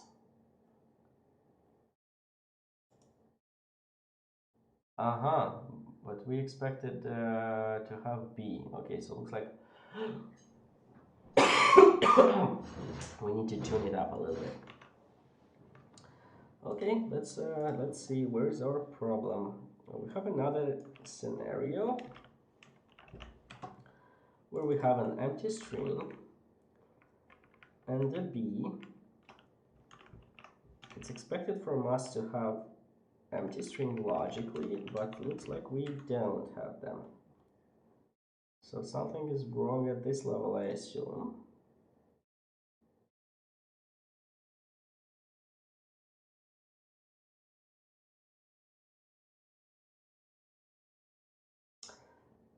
Oh. Yeah.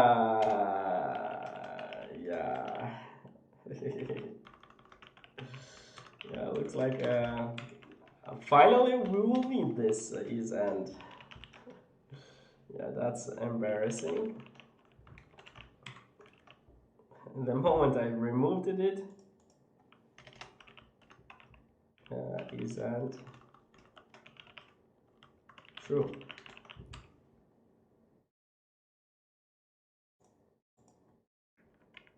Current is and true.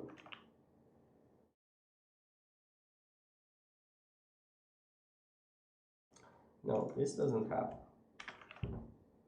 Root doesn't have is and. Only tree node has is and. False.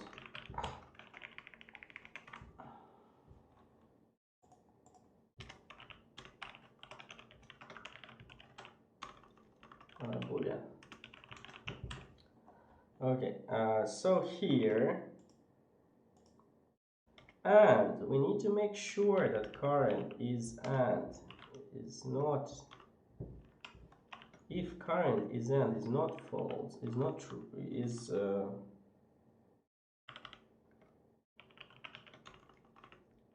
false. Okay. Then you do this. Yeah, that's the trick.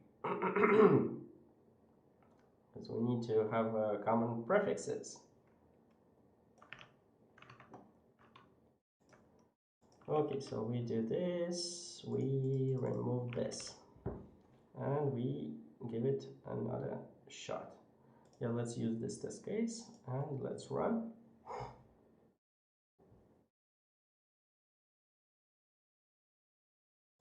Submit.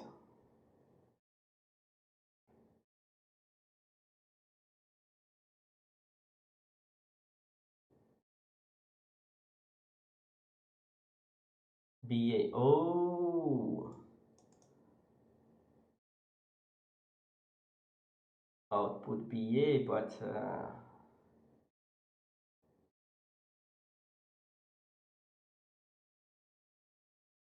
oh, we got another case. Interesting one.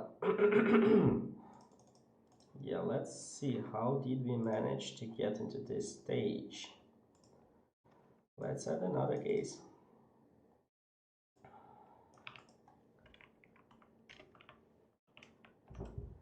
So we have, I use this case, AB, AB. We have ABA. We have empty string. And the expected result is empty string, but somehow we got not empty string.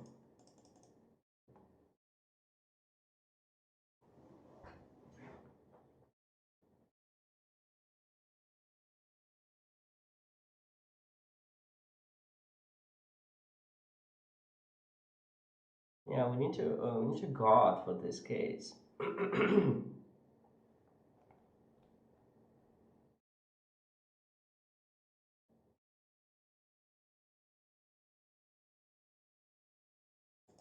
Yeah, I mean, easiest way to guard will be something like what's some iterator any x.len is empty, x is empty.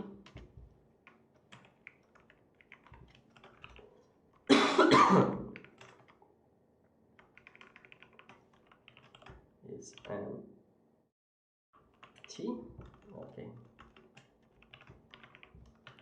Is empty if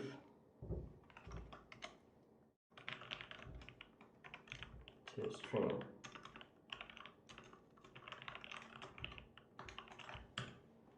I mean, that's a way to do it for sure. Not sure if that's, I mean,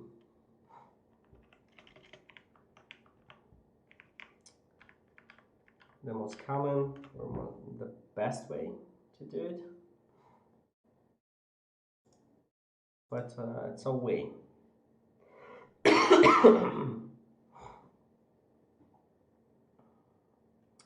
Okay, this works, and let's submit.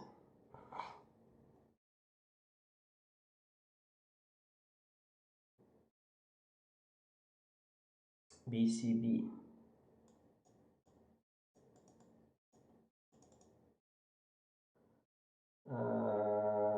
This is a little bit unexpected, but let's see what's the trouble with this test case. So we have B, BCB, and we got B as common.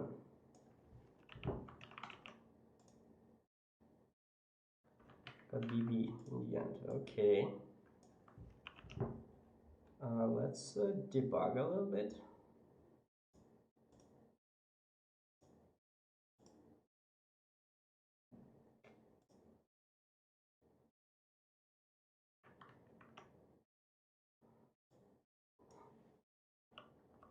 Okay. So what will be the current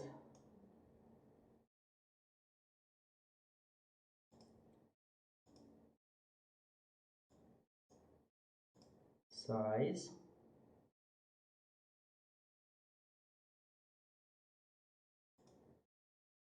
Okay, so it will be like B.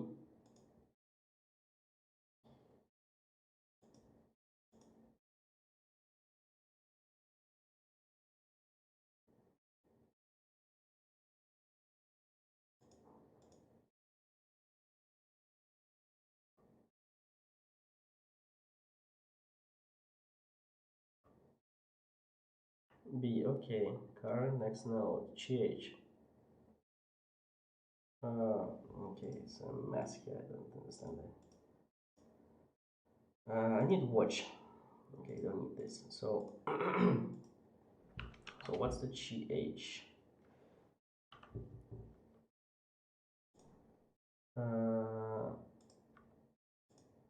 F10. GH will be C. Current. What's the current size? What's the trouble? Is N true?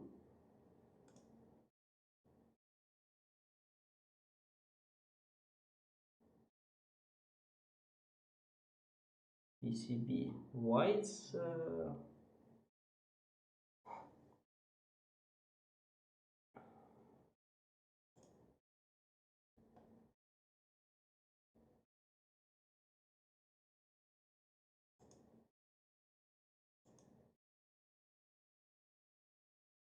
why it's not the why we got.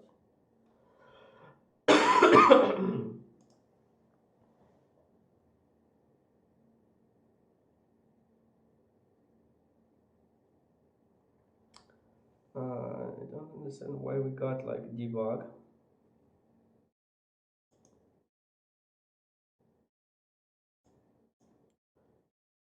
Is and not in the right place.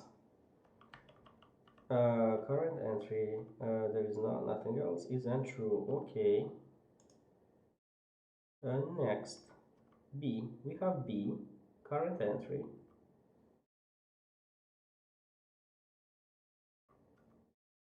C. Current entry.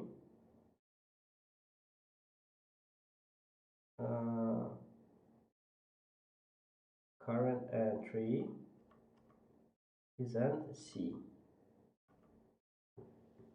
Yeah, let me do like that because it's print line.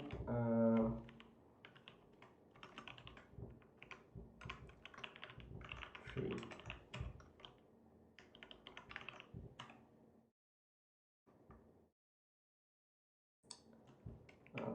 Like that. Run test. I just want to see the structure. Okay.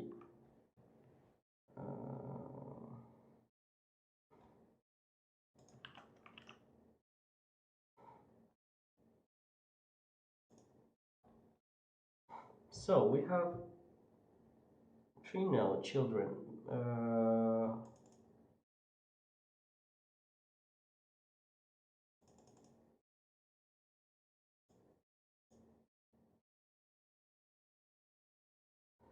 Okay, we have B, and it's untrue here, correct.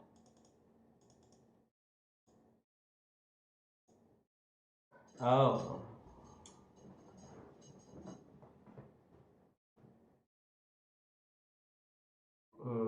Then that's not the right approach. We cannot consider them. So we can have partial stuff.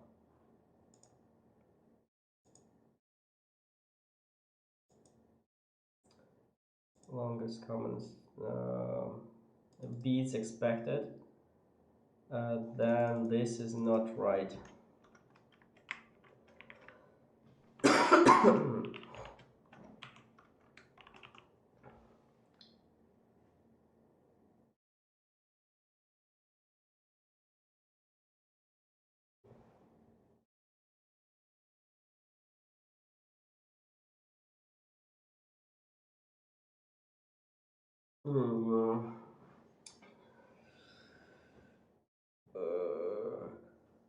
Hmm.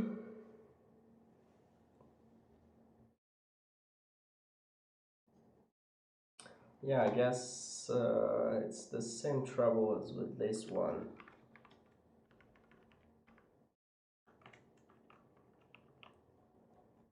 It's the same trouble as with this one. So yeah, let's see here, because this, it's similar. So we have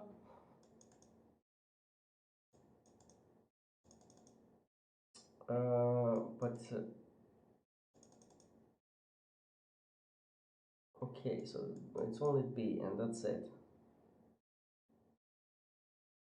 Yeah, probably we'll need another data structures to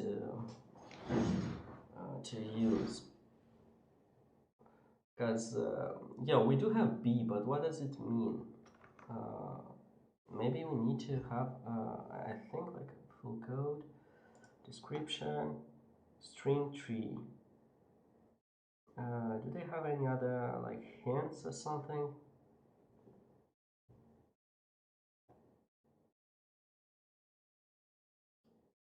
Lowercase English letters. So yeah, we do. I mean, the main algorithm works. We just need to cover the cases, like empty strings or one letter. How can we do that?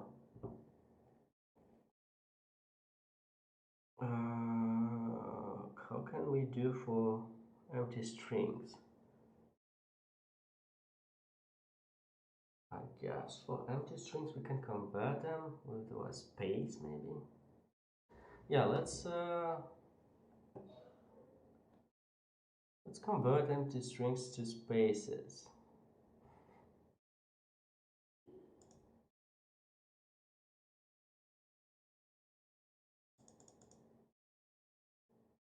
Insert.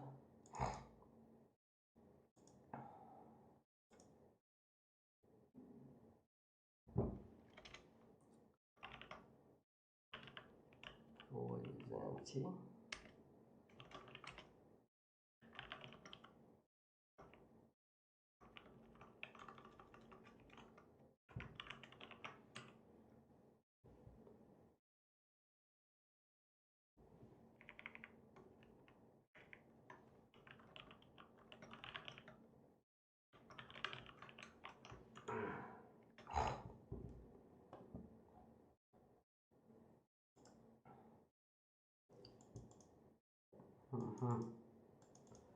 We have now stuff.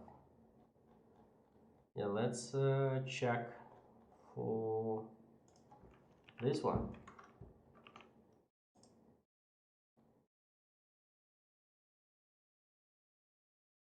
So we have B,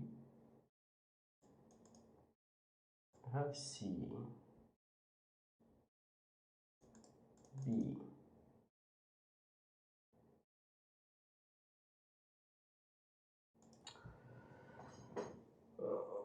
It's equal.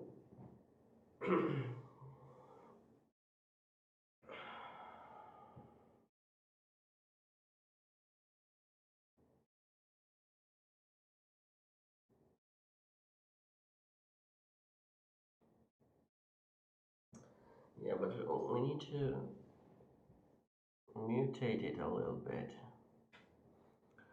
Got exhausted. Maybe we need to count how many B's.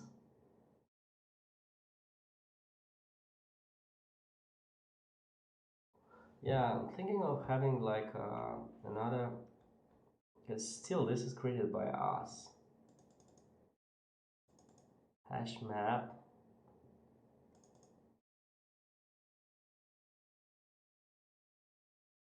So it's a char, but instead of like only the tree node, maybe like have a here some sort of like use size occurrences.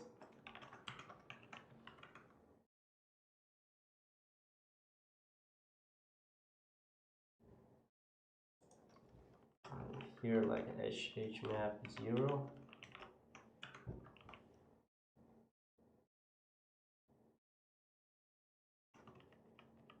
No, this is fine.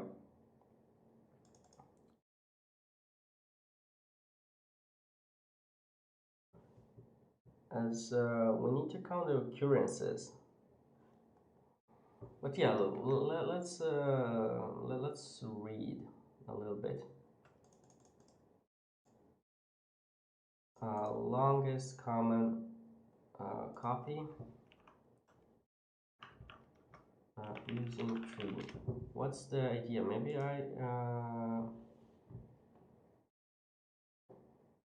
word by word matching, blah blah blah. Okay, so root GEEKZ. Because all the characters about node is longest prefix string. Key is the longest prefix string. That's fine. This is I got it as well, but key.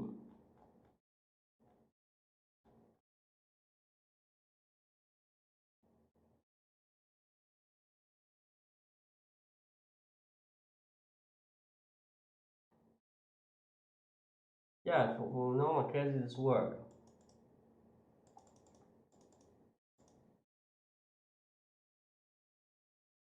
This is always one going on the tree. After inserting, we perform a walk on the tree.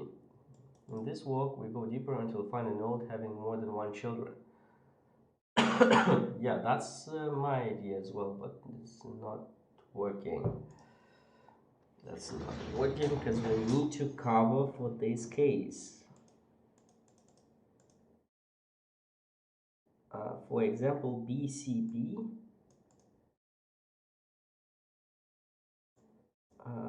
This is not covering, so this doesn't work for BCB.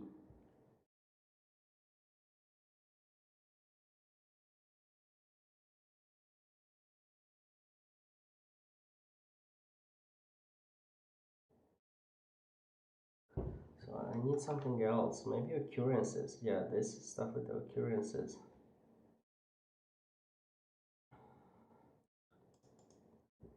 Okay, so if we insert tree node new,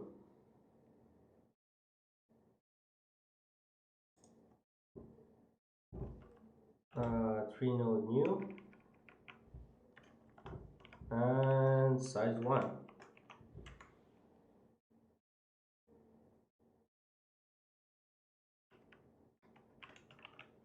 Size 0, yeah, then entry dot 1 plus equal 1 entry dot 0. What? Your size cannot be dereferenced. But we don't need to.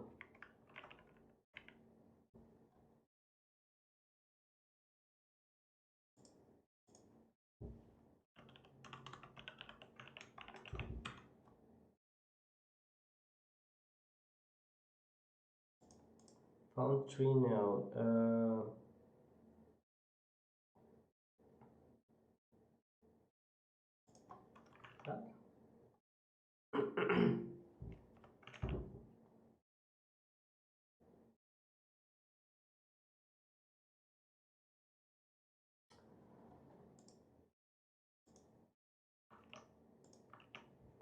Okay. Okay, so this seems to work. Let's next node actually will be like size.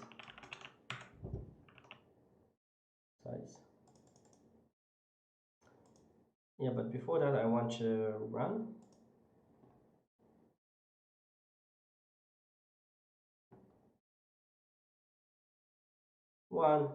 B1 here,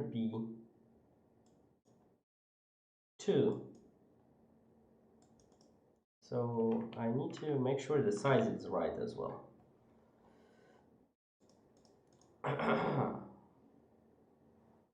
Need to make sure the size is right. So I have len.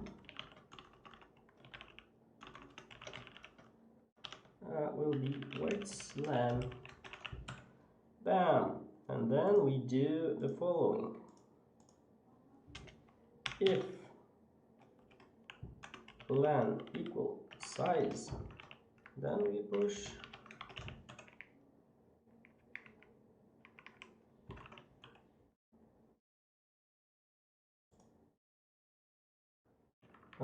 seems to work.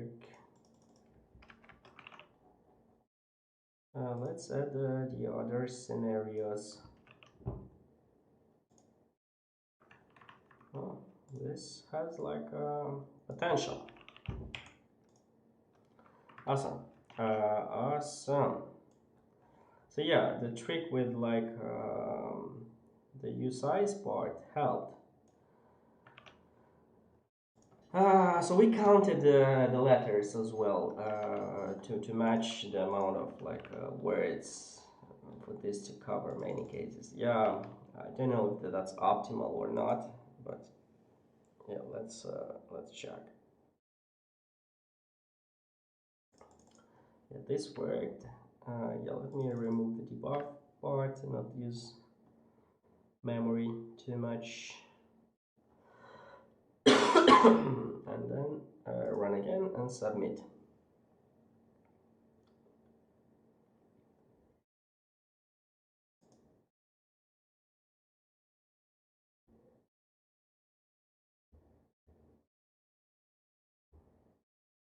Wrong answer. Oh.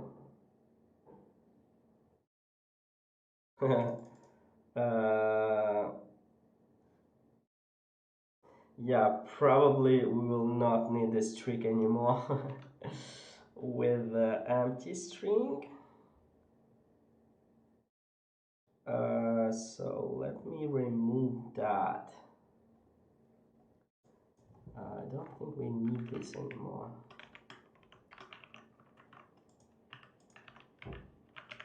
Double test. It works without. So yeah, here we don't, not here. What is that?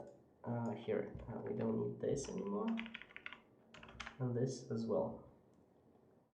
So let's use this test case.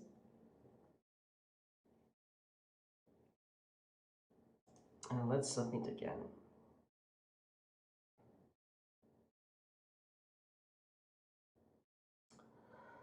Oh my god, this took a while to be honest.